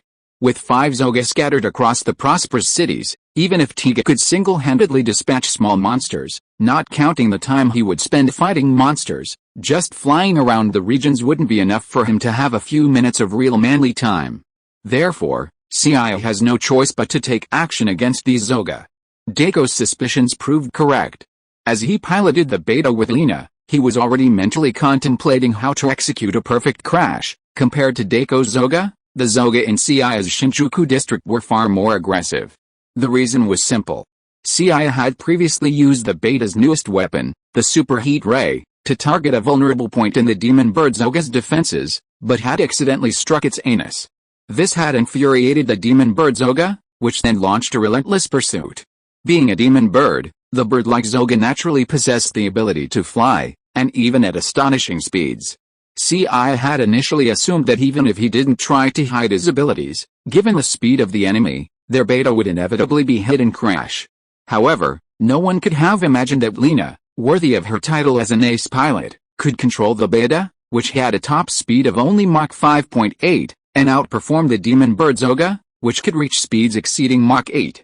With a much smaller fuselage than the massive Zoga, Lina directly controlled the fighter, executing challenging spins and maneuvers in the air, leaving Zoga to languish in the dust. Watching Lina's maneuvers, Seiya couldn't help but sigh in admiration. No wonder Dago preferred Shinjo to his goddess. Lina's fighter piloting skills would bring their team's gold medal crash pilot to tears. No wonder, despite having access to new fighters, Iruma Megumi had Munakata and Shinjo pilot the outdated Victory Heian, a clear lack of confidence in Shinjo and his team's skills. Ace pilot Lina's impressive flying skills were enough to make Seiya's scalp tingle, but even with all her impressive performance, their newest weaponry inflicted minimal damage on Zoga. Seiya employed the Super Heat Ray to attack Zoga's weak points, but unfortunately, the Millennium Killing Ray proved ineffective beyond simply piercing Zoga's anus and further infuriating it. Seiya, do you have some strange quirk? Why do you keep attacking that spot?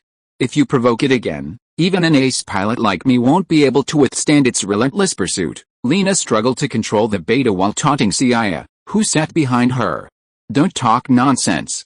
I'm only attacking its rear because I believe it's most vulnerable. Doesn't its anger prove that my suspicion was correct? Can it be angry because its hemorrhoids were roasted by a heat ray? What a guess. Any intelligent creature would be furious after being repeatedly pampered from behind. At this moment, Lena felt that Seiya was a jerk. Seeing Seiya constantly attacking the monster from behind reminded her of the recent good relationship between Seiya and Deiko, and a look of deep thought crossed her face. Seiya's peculiar quirks, coupled with the two's recent mysterious behavior, couldn't they possibly? Impossible, Deiko isn't that kind of person. Besides, Seiya's looks and temperament are both excellent, and he's also close friends with Chrismaya and Mayumi. Perhaps it was the enraged Zoga who sped up again, or perhaps it was Lena's wandering thoughts that affected her performance. After being pursued for over 10 minutes, they were finally hit. However, this time, the beta didn't crash as Seiya had predicted. Instead, it was snatched up by Zoga's claws just before it crashed. Indeed, according to the Ultraman universe, monsters usually ignore a fighter plane about to crash. However, Seiya's previous attacks on Zoga's hemorrhoids had likely irritated it. Seeing the beta being hit, Zoga didn't give up. Instead, it sped up and grabbed the beta before it crashed. Seeing the ferocious face appearing in front of the windshield, Lena's hand, which had been about to use the disengagement device, froze in midair. No, Seiya was fine, but why didn't this monster play by the rules?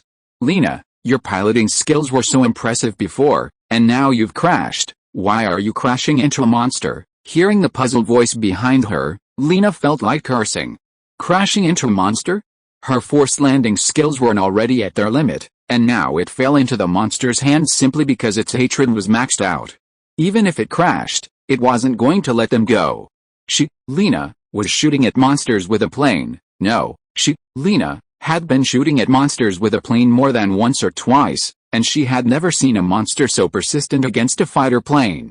It was obvious how angry Seiya's previous actions had made the monster. The beta was now being held like a toy by the demon bird Zoga, and even looked like it was about to be stuffed into its mouth. Lena's face was filled with despair. She hadn't expected that Reina, Team Victory's foremost ace pilot, would end up dying alongside that idiot Seiya. Pada, a gust of foul wind blew, and the beta's cockpit opened. Seeing Seiya unbuckle and stand up, Reina, bewildered, asked, Seiya, are you planning to jump right out of here? That's right, rather than sitting and waiting to die, why not jump right out of here? With a parachute, you might still have a chance of survival. Even if you do die, it's better than being eaten by a monster. Seeing Seiya's actions, Reina unbuckled her seatbelt with a determined look. However, just as she was ready to jump with Seiya, she discovered that Seiya had no intention of donning his parachute, and instead pulled out something resembling a badge from his chest. Chapter 243 Seiya transforms in front of Lena. If the plane had crashed earlier, the monster's corpse would have been dead. Who knew this would cause so much trouble? Lena, I hope you can keep what you're about to see a secret. After all, being in the spotlight doesn't really suit me. Bewildered, Lena initially couldn't understand why Seiya was still spouting such incomprehensible words when they weren't already in such danger. Then, with a look of astonishment, she watched Seiya, without any airdrop equipment, leap into the air with his emblem in hand. Hero, the emblem, like a shield, spread its wings to the sides, and Seiya, falling from the sky, was soon engulfed in a brilliant light. The sharp-eyed demon bird Zoga, upon seeing a human who had been attacking its sexy buttocks attempting to escape by jumping out of the plane, intended to smite him with its claws. However, just as it used its claws to smite Seiya towards the building, a sudden burst of intense light sent it reeling back several steps. The sudden attack caused the beta, previously held in its grasp, to slip out of its grasp. Deprived of momentum, the beta was naturally affected by gravity, causing it to free fall from the sky. In the cockpit, Lena attempted to control the fighter and maintain balance, continuing her forced landing. However, having just unbuckled her seatbelt, she couldn't even stand, and was forced to plummet towards the ground with the beta. Just as the beta was about to crash, a massive hand suddenly emerged from the light and successfully caught the falling beta, carefully placing it on a tall building. Lena, who had previously closed her eyes, awaiting death, soon felt the weightlessness lift. When she opened her eyes again, she discovered Ultraman Hero standing close by. Glancing at the giant of light who had just rescued her, and then recalling Seiya's words, Lena quickly realized that Seiya, from their victory team, was actually Ultraman Hero, the giant of light. Now, realizing this, Lena finally understood Seiya's previous suicidal tactic. It turned out that Seiya had been irritating the monsters, deliberately aiming for a crash, hoping that with no one else around, he could transform. However, a series of mishaps prevented his plan from going smoothly, and with both of them on the verge of death at the hands of the monster, Seiya was forced to transform right in front of her.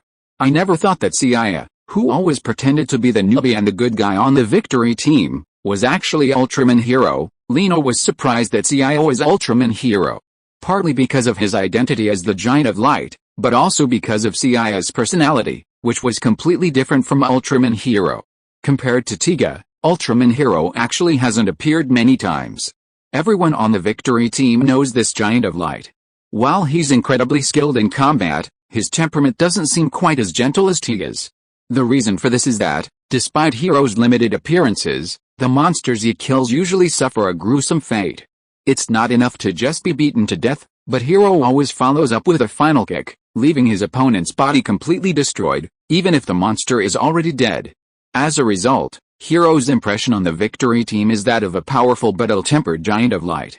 Seiya, while not known for his gentle demeanor, is at least attentive and kind. Even Mayumi and Maya have repeatedly remarked on his humorous, thoughtful, and gentle personality. Honestly, if Lena hadn't seen it with her own eyes, she wouldn't have believed Seiya could be Hero. If she had to choose who on the victory team most resembles Ultraman Hero, Lena would probably think Shinjo is more like him. Despite his strong sense of justice, he has a fiery temper, preferring direct persuasion over verbal arguments. It's also proven that while Seiya is Ultraman Hero, the transformed Hero is still the Hero Lena knew. After rescuing Lena, Hero spun around and delivered an elbow strike, knocking Zoga to the ground. He then dragged Zoga's head up and slammed it into the nearby mountain. With just 3 punches and 2 kicks, Zoga lost its former imposing demeanor. He even flapped his wings, spitting blood, and attempted to flee. Unfortunately, Zoga had barely taken flight when Seiya, on the other side, formed the 8-point light wheel with both hands and hurled it out. The light wheel, like a circular saw, split in 4 in midair, and Zoga, having just taken flight, was instantly chopped into several pieces, its wings, head, and body, as it fell from the sky. From the moment Zoga was struck, to the moment it attempted to escape, only to be chopped into several pieces by the 8-point light chakra, it took less than a minute.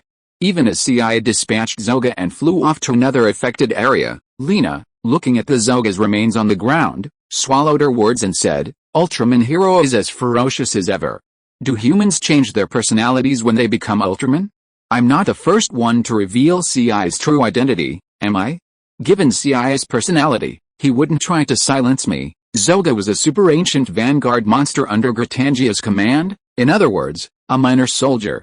Aside from its somewhat impressive flight ability, Zoga's physical abilities and moves were generally considered third-rate. Despite their sheer number of 5, Hero and Tiga's combined attacks quickly resolved the crisis. When Zoga, the last of the Osaka region's demonic bird, perished under Tiga's period ray, Camilla and the other 2, who had witnessed the entire process, also departed. The defeat of the 5 demonic birds Zoga didn't surprise Camilla and the other 3.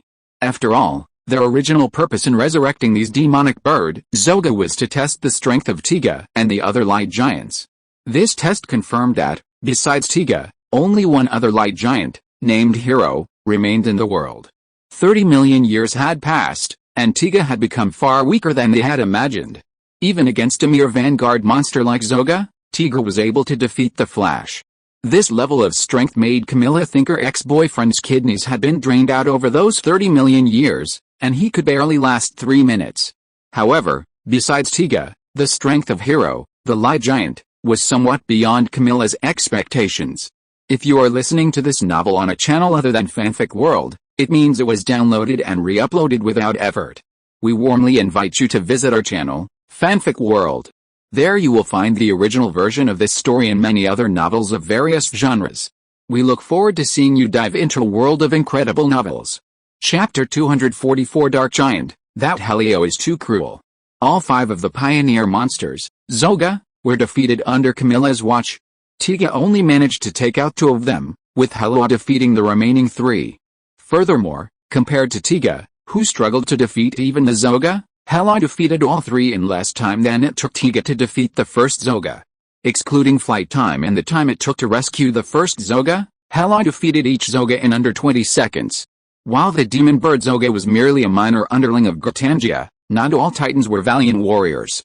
Ancient pioneer monsters like Zoga, even in the ancient times, could barely maintain a 50-50 advantage against ordinary Titans. The ancient battlefield deep within the Lului ruins, where numerous stone statues of the Titan of Light are found, is a reminder that this was once the site of battles between Titans and ancient monsters.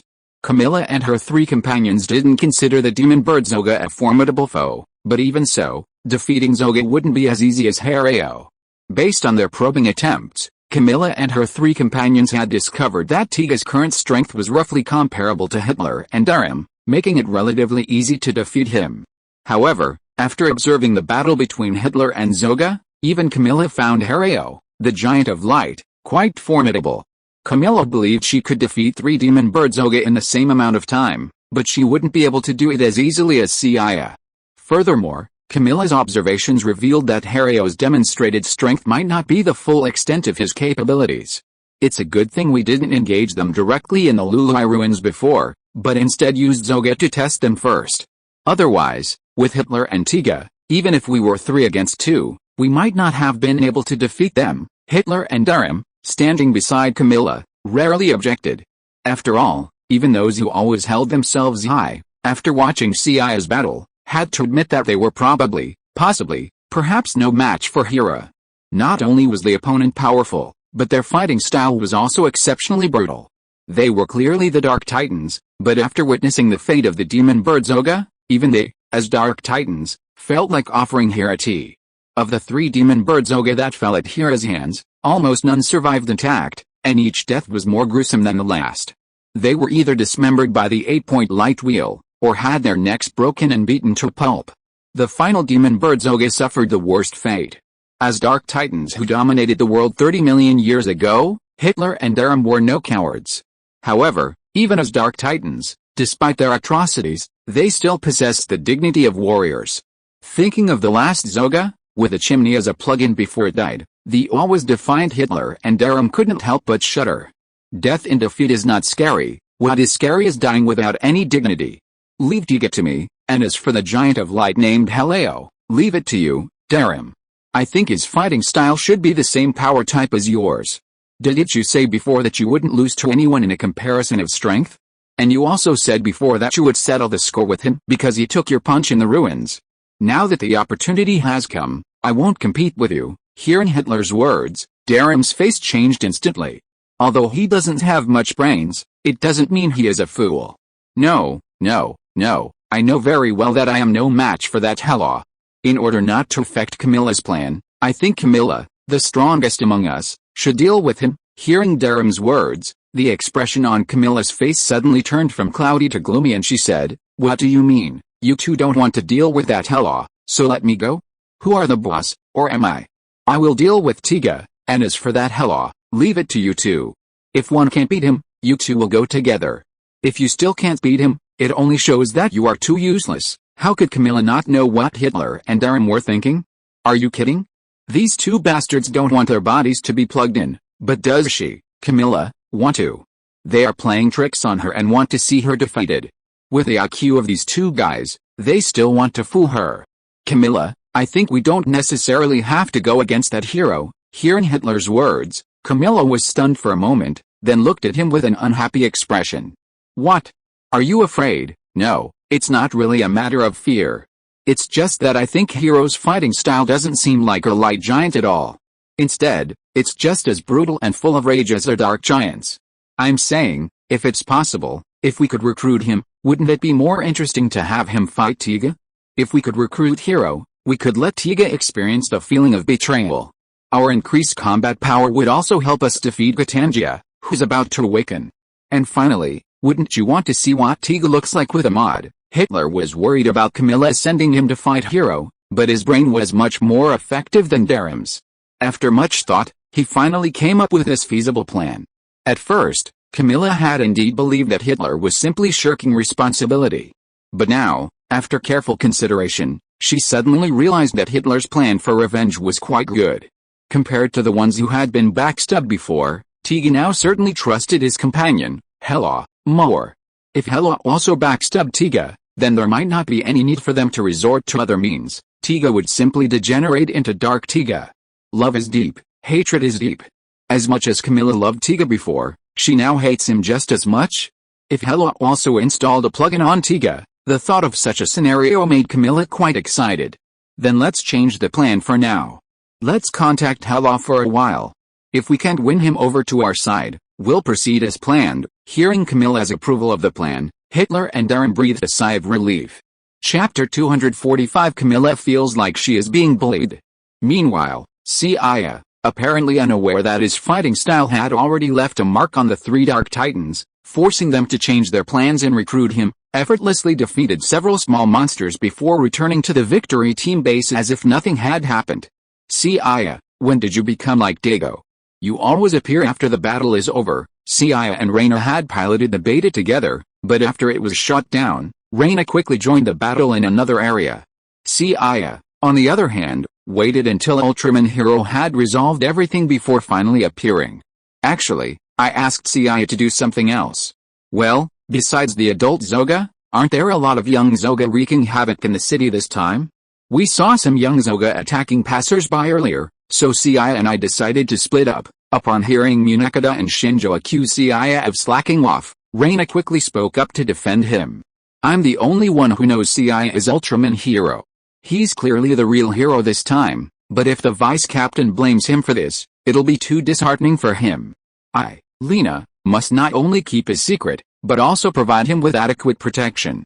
I can't be a hero, but being a hero's assistant seems pretty good too, Lena thought to herself, raising an eyebrow at Seiya, assuring him not to worry. She would be a good assistant to the superhero.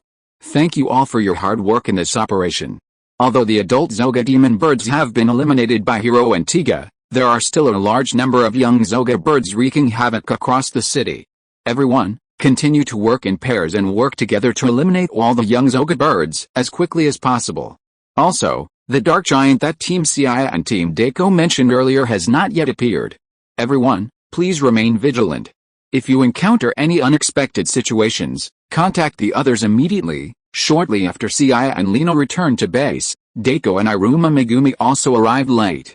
Because the young Zoga birds were still wreaking havoc across the city, the entire TPC headquarters, including their victory team, had to work overtime today.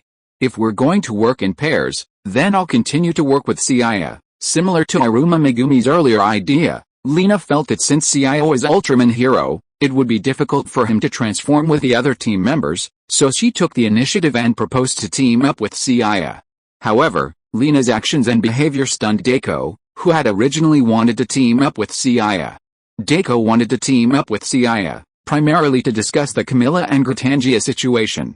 However, Lena's apparent closeness with Seiya had completely irritated Deko. Did his goddess have such a close relationship with Seiya before? Why did he suddenly feel a flicker of naturalness in his head? Lena, how about we team up this time? While the Camilla and Gratangia situation was important, he could discuss it with Seiya next time. But if Seiya and Lena were to team up again, Deko felt his goddess might run away with someone else. Wouldn't it be better for Deko to continue working with the captain? Honestly, Lena wanted to work with Deko, but these were special circumstances. As the only person who knew Seiya's true identity, she felt a sense of responsibility. Confused, Deko, upon hearing Lena's words, assumed her goddess was jealous of the captain's relationship, and so he became anxious. Unsure how to explain himself. On the streets of downtown Tokyo, Seiya, his victory hyper rifle in hand, shot down the parading Zaka chicks one by one. Zaka chicks, each about 2.2 meters tall, could be killed with human firearms, but their sheer numbers meant the casualties inflicted on the city were far greater than those of adult Zaka chicks. While the victory team was now working in pairs throughout the towns, hunting down lone Zaka chicks, Seiya ultimately chose to act alone. The situation was too complex, and if he hadn't requested a solo mission, even he wouldn't have been able to escape it. Having learned of Seiya's true identity, Lena, feeling a heavy responsibility, resolved to act as his assistant and help Seiya conceal his identity. Seeing Lena's intense attention on Seiya, Deko, convinced his goddess was about to be abducted, insisted on accompanying her.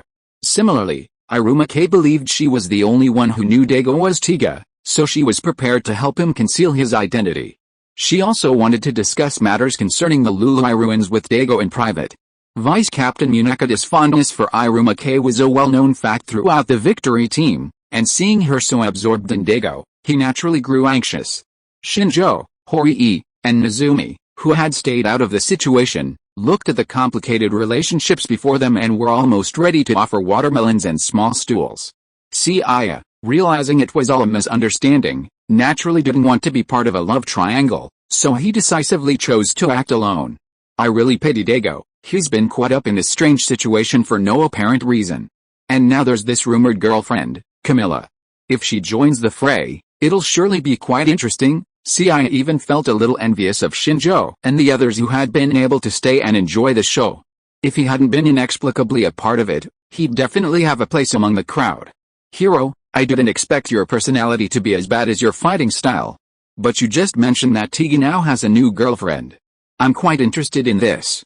Can you tell me more about it? The voices suddenly appeared behind Seiya. It was undoubtedly Camilla and her group. They had come to try to recruit Seiya. But when Camilla heard Seiya's mumbling, she was instantly concerned. The scumbag Tiga not only betrayed him 30 million years ago, but now he has found a new girlfriend in this era. How could Camilla tolerate this? Camilla, our main purpose this time is not to. Seeing that Camilla had strayed from the topic, Hitler and Darum behind her were about to speak up to remind her, but were interrupted by the emotional Camilla. Shut up. Putting everything else aside, what I want to know more about is Tiga and his current girlfriend. He took away my power and turned me into a stone statue, spending 30 million years in the dark ruins. And yet, this guy is out there picking up girls. If you were to be bullied like this, would you tolerate it? Chapter 246, Camilla's trio seeks Seiya. So, Tiga considers that human woman named Lena a goddess, and they're already attracted to each other, maybe even planning a relationship. Seiya didn't hide anything from Camilla about Deko and Lena, but told her everything directly. As for why he did this, there wasn't really any particular reason. Seiya simply thought this would make for an interesting storyline. That human woman named Lena was quite attractive. Sometimes women are like that. Whether they're giants or humans, as long as they're both women and have dated the same person, their ex will always compare themselves to the current one, trying to figure out where they're falling short. To be honest, while Lena is pretty, she's not as good looking or as tall as you are now. Similarly, when a woman asks the question above and gets a satisfactory answer, she'll feel much better. Just like Camilla now, although Seiya was still an enemy, his response had already made her feel that Seiya was far more discerning than Tiga. She even found him more pleasing to the eye. Hero, the main reason we sought you out this time was to determine whether you would be our enemy or friend. You must have sensed the gradual resurgence of the power of darkness back at the Rulai ruins. While your strength as a giant of light is undeniable, it's far from enough to confront the ruler of darkness, the evil god Gritangia. Camilla decided to settle the matter with Tiga and his current girlfriend later. Seeing that Seiya was able to communicate, she directly stated the primary purpose. So, you want to recruit me? But what good would that do for me? Honestly, the three of you combined might not even be able to defeat me and Tiga, let alone the evil god Gritangia. And if that's the case, why would I abandon the light side and become a dark titan like you? Hearing Seiya's question, Camilla and the other two weren't angry. Instead, they looked relieved. As long as Seiya didn't directly refuse, there was room for negotiation. Most light titans are quite pedantic and stubborn. Seiya didn't outright call for their destruction simply because they were dark titans, which was a significant difference from most other light titans. It's a simple truth. The power of darkness is gradually resurrecting, just as it did 30 million years ago. Darkness will once again prevail over light. Become one of our dark titans, and you too will find yourself favored by darkness and gain even greater power. Compared to siding with monsters like Gritangia, we're all titans after all. And judging by your previous fighting style, we've already sensed your potential to become a dark titan. If you join our team, we promise to grant you all Tiga's dark power after we defeat him. With the four of us, our chances of success against Gritangia will increase significantly. If we defeat him, The entire world will once again fall into our hands. After listening to the three's words, Seiya briefly summarized the Camilla trio's ultimate goal and came to a rather dull conclusion. After we take revenge on Tiga, defeat Gatangia, and dominate the world, what should we do next? Hitler and Durham, once we dominate the world, we'll be invincible. Seiya, so, you've done all this, all to prove yourselves awesome? Unfortunately, the benefits offered by your team are truly unappealing to me, but since I'm here, I have a suggestion. How about you join my team? As you just said, facing Gatangia's imminent awakening, I'm honestly unsure. Whether Tiga will achieve the expected explosive growth is hard to say, so I'm going to take some precautions. You all have extraordinary physiques and are incredibly brave and skilled in battle. You're clearly warriors of light, rare to come by. I'm in need of a few reliable companions, reliable comrades. Would you be interested in meeting me? Camilla and the others were stunned by Seiya's words at first, but when they understood what he had just said, their previously expressionless faces instantly flushed. Good grief. They were the ones who first approached Seiya, offering him an olive branch, and Seiya wasn't willing to join them, but now he's turning the tables and trying to recruit them. They're showing no regard for the Dark Titan trio. I think you're courting death, just because you think we should join you. Who do you think you are? We're giving you a little respect. You really think you're a Gatangia? Seiya's outrageous words left Camilla aside. Hitler and Durham, already overcome by their impatience, transformed back into their original forms and attacked Seiya simultaneously. Of course, they were only Ultraman now, but their size remained the same. They hadn't transformed directly into Titan form. Camilla swung out a whip of light, lashing out at Seiya, while Durham and Hitler charged at him from both sides. Hitler, a highly agile Dark Titan, launched himself into a leap as he charged, delivering a beautiful flying kick directly into Seiya's face. Facing Hitler's initial kick, Seiya didn't dodge, but instead met it with a punch. Hitler was initially delighted by Seiya's bravado, even though he was more confident in his speed than his strength. But after delivering a powerful kick, the opponent attempted to block it with his fists. He was taking Hitler for granted. Bang! However, just as Seiya's fist collided with Hitler's kick, a sonic boom erupting between them. Hitler's confident expression quickly turned to shock. The moment his kick collided with the opponent's fist, Hitler felt a powerful force surge through his foot, sending it careening through his entire body. His leg seemed to completely lose all feeling. Then, Camilla and Durham, who hadn't yet reached Seiya, saw Hitler sent flying backwards at a speed even faster than his previous charge. Chapter 247 Seiya, are you willing to be my running dogs? Watching Hitler being sent flying by a single punch, Camilla and Durham were visibly stunned. As companions who had fought together 30 million years prior, Hitler was the weakest of them all in terms of strength, but their complete failure was something they hadn't anticipated. Even more outrageous, Seiya remained in human form, not utilizing the Warrior of Light's powers. Almost immediately after Seiya's blow, Camilla swung out her whip of light, entangling Seiya's wrist. She then addressed Durham, standing nearby. He's a powerful Titan of Light. We already knew that. I've restricted his movements, so there's no need to show mercy. Since he's stubborn, let's team up and finish him off right here. The trio's original plan was to recruit Seiya and then have him betray Tiga, giving him a taste of betrayal. But since Seiya remained stubborn and bold enough to speak so brazenly, there was no need to be polite with him. As Seiya had said before, with their three strengths, a head-on battle wouldn't guarantee they could defeat Hira and Tiga. So, let's eliminate the ungrateful Hira first. The remaining Tiga will just remain at their mercy. Seeing Seiya's hands bound by Camilla, clearly unable to dodge, Durham rushed forward without hesitation, like a chariot. In a contest of speed, Durham might not be a match, but in sheer strength, Durham, as a formidable warrior, was far superior to both Dark Tiga and Camilla. It would be fine if the opponent could evade attacks nimbly, but now that our support Camilla had them completely controlled, a single brutal charge from Durham would break their bones. But just as Durham charged towards Seiya like a reckless warrior, he was stunned to find that his target, once in front of him, had vanished in a flash of his attention. This attack is riddled with flaws. While it's not entirely without tacit understanding, you don't really think such a simple, crude move will work, do you? With your strength, did you really defeat your competitors and dominate the world 30 million years ago? Were you essentially carrying the load with Dark Tiga? Seiya vanished from Durham's presence, his figure reappearing behind him like a ghost. Before the surprised Darren could turn, Seiya delivered a direct kick to Darren's back, sending the idiot tumbling forward. As for the whip of light wrapped around his arm, Seiya realized it wasn't Camilla who had caught him, but rather he who had caught Camilla. Gripping the whip of light wrapped around her wrist, Seiya yanked with force. Camilla, holding the whip at the other end, felt a surge of force pierce through the whip and impact her body. However, by the time she realized something was amiss and released the whip, it was already too late. Unable to resist, Camilla's body flew directly towards Seiya.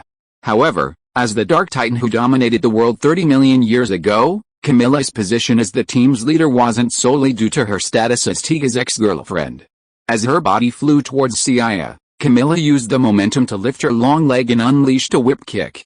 Unfortunately, while Camilla's fighting skills were impressive, Seiya, who shared the power of multiple worlds, was even more skilled. Seiya held out one hand, firmly catching the sudden whip kick. However, with Seiya's ankle in his grasp, Camilla, still determined, locked her other leg around Seiya's waist, attempting to counterattack with a close-range joint technique. But just as her body pressed against Seiya's, Seiya was even faster, his other hand striking at Seiya's throat with a single, quick movement, lifting her up with a single hand. Your skills and reflexes are truly remarkable. It seems even 30 million years ago, you weren't just a sidekick in the team. But as I said, if that's all you're capable of, you're no match for me, even if all three of you attack me together. Watching Camilla being strangled by Seiya's neck and lifted up with one hand, his words filled with disdain, Hitler and Darren, who had regained their feet, were about to strike back, only to find two magical circles suddenly appearing beneath their feet. The instant the circles illuminated, two barriers resembling light barriers trapped them in place, rendering them completely unable to move. I'll give you one last chance. Do you want to abandon the dark and join the light, or die here? After 30 million years of imprisonment, you've finally regained your freedom. I bet you don't want to die in such a cowardly way, do you? Hearing Seiya's words, Hitler and Darren, trapped within the light barrier, were already internally debating whether to jump ship. After all, as Seiya said, a good death is worse than a miserable life. They weren't particularly resolute, otherwise why would they serve as Tiga and Camilla's minions? Seiya had just fully demonstrated his strength and skills. Even if the three of them joined forces, they were no match. Even Hitler and Darren now believed that Seiya might be even more powerful than Dark Tiga 30 million years ago. A true Dark Titan is one who knows the times and is adaptable. Being anyone's minions doesn't matter.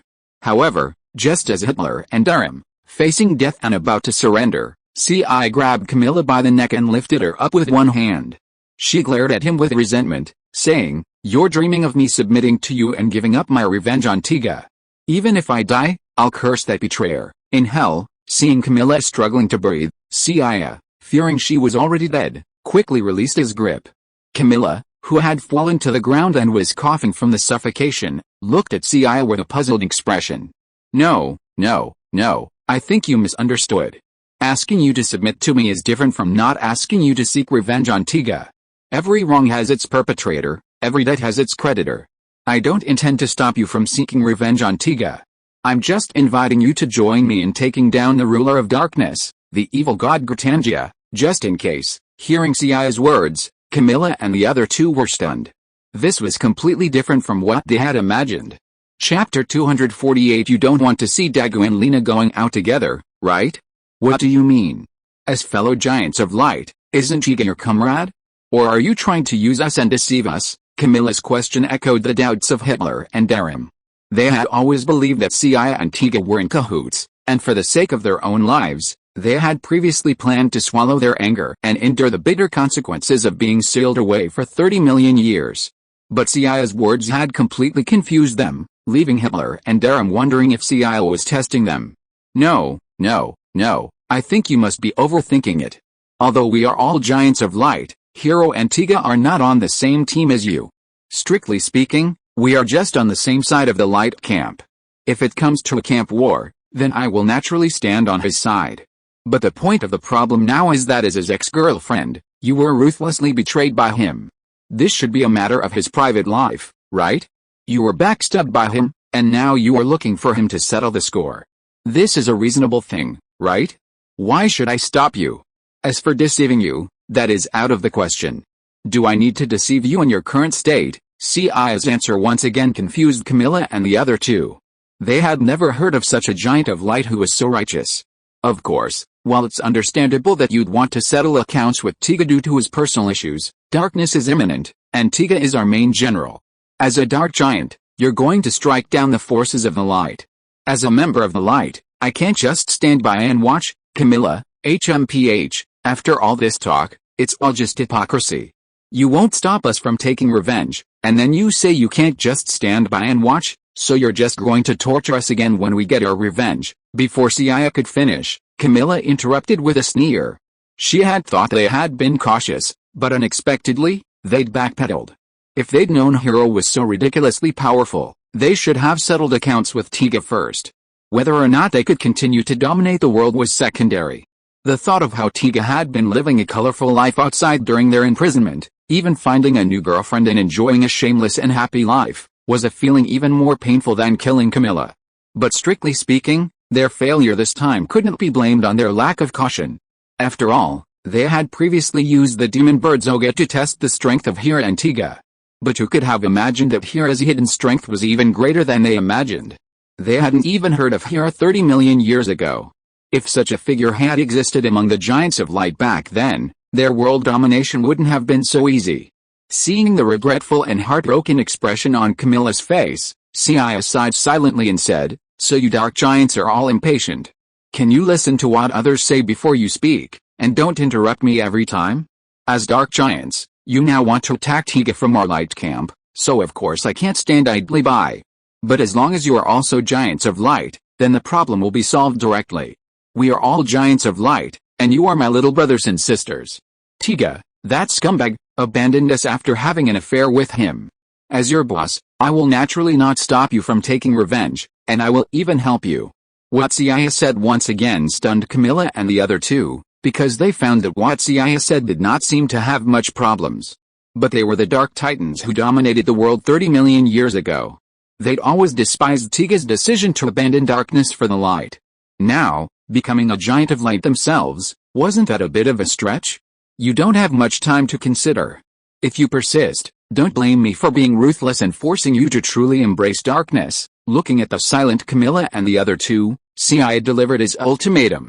Wait, I'm willing to abandon darkness for the light. Actually, I've always thought there's nothing wrong with being a giant of light. Me too. Boss Hiro, I dare him. We'll follow your lead from now on. You say where to attack, and I'll attack. Compared to Camilla's hesitation, Hitler and Durham, who had previously considered switching sides out of fear of death, now chose to kowtow without hesitation. Seeing Camilla is struggling, Seiya unleashed his ultimate move, saying, "Camilla, since you're determined to go down this path, I respect your choice. Don't worry, when Deiko and Lena marry, I'll burn their wedding photos for you. You can rest in peace now." Seiya would have been fine if he hadn't mentioned this, but the mere mention of it sent Camilla raging. "If I agree to cooperate with you, will you really agree not to stop us from taking revenge on Tiga?" Camilla came to her senses. World domination was out of the question, and she wasn't afraid of death. The key point was that the scumbag Tiga had to pay for this. Bosses for whether Camilla and the other two could be cleansed from the Dark Titans, Seiya felt that this shouldn't be a big deal. After all, Camilla was originally a Light Titan, only to be corrupted into a Dark Titan. With the power of light within her, cleansing herself up would be even easier than with Dark Tiga. As for Hitler and Durham, if Dark Tiga could be cleansed, theoretically they should be able to as well. If they're scheming, then they could just use these two as cannon fodder when fighting Gatangia. Chapter 249 Dagu was kidnapped. After some negotiation, Seiya finally let Camilla and the other two go, and divided a portion of his light power into 3 portions for them. After seeing Seiya finally leave, Hitler and Durham finally regained their freedom and approached Camilla, saying, "Damn. I didn't expect that hero to be so powerful. We just escaped this short time ago, and now we're living under his roof again." Upon hearing Hitler's words, Durham, also looking unhappy, said, "Are we really going to just follow his orders? After all, we can defeat the Dark Giant." After exchanging an unwilling glance, the two looked at Camilla at the same time, leaving it to Camilla, the big sister, to decide whether they should give in or turn against him. "Fools, now that you know you're a Dark Giant, You don't realize it was those two bastards who just knelt and begged for mercy. Forget about the betrayal for now. Do you really think Kirito would be so kind as to share his light power with us? As dark giants, we only possess darkness. Taking Kirito's light power won't improve our strength, it'll even decrease. And that's not even the point. He let us go because the light power within us comes from him. If you were to detonate our light power, the collision between the light power and the darkness within us would be enough to kill us instantly. Upon hearing Camilla's words, Hitler and Durham's expressions paled, not even mentioning the betrayal. Asshole. If Kirito is really just using us, then doesn't it mean we have to die whenever he wants? Having one's life and death controlled by someone else is naturally unpleasant. After learning about the dangers of the light power within their bodies, Hitler and Durham expressed their concern. There's a solution to this problem. The light power he left within us poses a threat to us because darkness and light conflict. If we truly become titans of light, free of the dark power within us, then this light power will naturally pose no threat to us and may even enhance our strength. Camilla's words were largely correct, but she concealed one point. Of the three, only Hitler and Durham had their strength weakened by the light power. She, Camilla, had not. This wasn't to say that Seiya treated them differently, but rather that Camilla was unique among the three. As a warrior of love and hate, Camilla naturally possessed both light and dark powers within her. However, 30 million years ago, Camilla's light power was stolen by Tiga. Compared to Hitler and Durham, who possessed only the dark power within them, Camilla's current strength had not been weakened. In fact, thanks to Seiya's light power, she had regained some of her former strength. Seiya, who had left, was well aware of this. Detonating the light power he left within the three Dark Titans would likely only kill Hitler and Durham, but it would be difficult to kill Camilla, who once wielded both the powers of light and darkness. The light power Seiya left behind with Hitler and Durham was limited, but it served not only as a safeguard against their betrayal, but also as a catalyst for their becoming light titans. Before the ancient war 30 million years ago, titans were not divided into light titans and dark titans. The current division stems from their differing styles, with some titans turning to darkness. The light power Seiya left within Camilla and the others will naturally grow stronger if they engage in activities that promote the light of humanity, eventually leading to their successful redemption, just like Tiga. However, if they remain stubborn, claiming to surrender while secretly committing evil deeds, Seiya will undoubtedly be unforgiving. As for Camilla, Seiya's decision not to leave her with a safeguard like Hitler and Durham was essentially giving her a final choice. Seiya vaguely remembered the plot of Tiga the movie, The Final Holy War. Compared to Hitler and Durham, two ambitious underlings vying for world domination, Camilla's greater obsession stemmed from Tiga's betrayal. Ultimately defeated by Tiga, she revealed her own yearning for light and died. Camilla is a truly tragic figure. 30 million years ago, all four of them were guilty of the evil deeds they committed, yet Tiga ultimately managed to clear them. And that alone wouldn't have been enough. He also seized their power and sealed them away for another 30 million years. Now, they've awakened solely for revenge. Simply because they're Dark Titans, they're labeled villains. Who can they call on for justice? Did Camilla yearn for light? Previously, she had no choice, after all, as her light power was taken away by Tiga. Now, Seiya offers her a choice. If she continues down her old path, it simply proves she deserves no sympathy.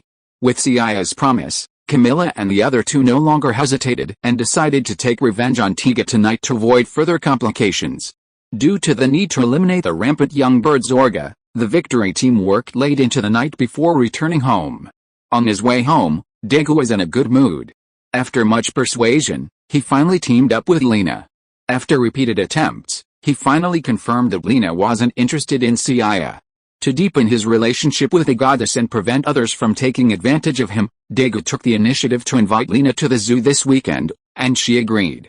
Cheerful, he hummed a song all the way home. Just as he was about to unlock the door with his key, a figure suddenly appeared behind him. "Who are you?" Daegu, sensing the danger, had barely uttered a cry when a black plastic bag was placed over his head, his hands securely locked behind his back. "Tiga, you'd better shut up. If you keep shouting, you'll alert others. We don't mind killing the other humans we attract." Daegu, whose head was covered, stopped struggling when he heard a female voice from the side. Although the other party did not introduce herself, he had extracted a lot of useful information from what she said.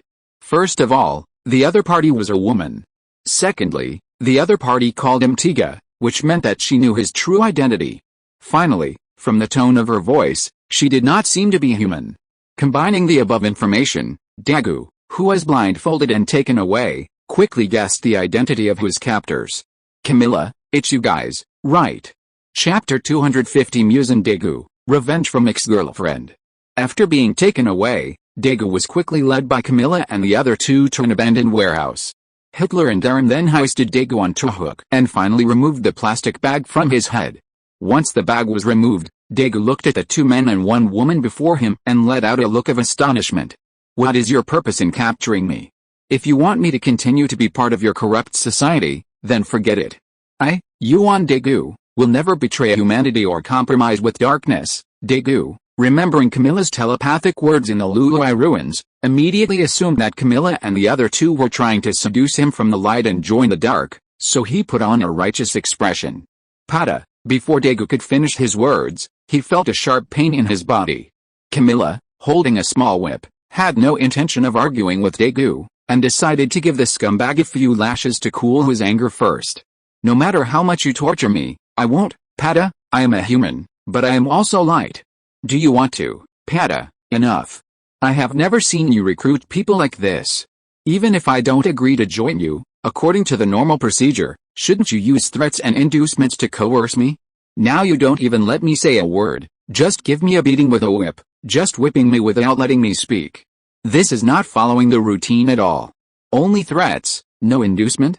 Why don't you give it a try, maybe I will agree. As Camilla's whip fell like raindrops, Daegu's body was now covered with bloody whip marks. Although it was impossible for him to join Camilla and the others in dealing with humans, but winning them over, isn't it usually a matter of adding sticks and dates? He didn't get to eat the dates, but Camilla's whip took a beating. No one could resist. Putting aside the matter of returning you to darkness, you haven't forgotten what you did to us 30 million years ago, have you? Compared to the pain we endured when our powers were taken away and we were sealed for 30 million years, what you're enduring now is nothing. Revenge has only just begun, and you're already screaming and yelling.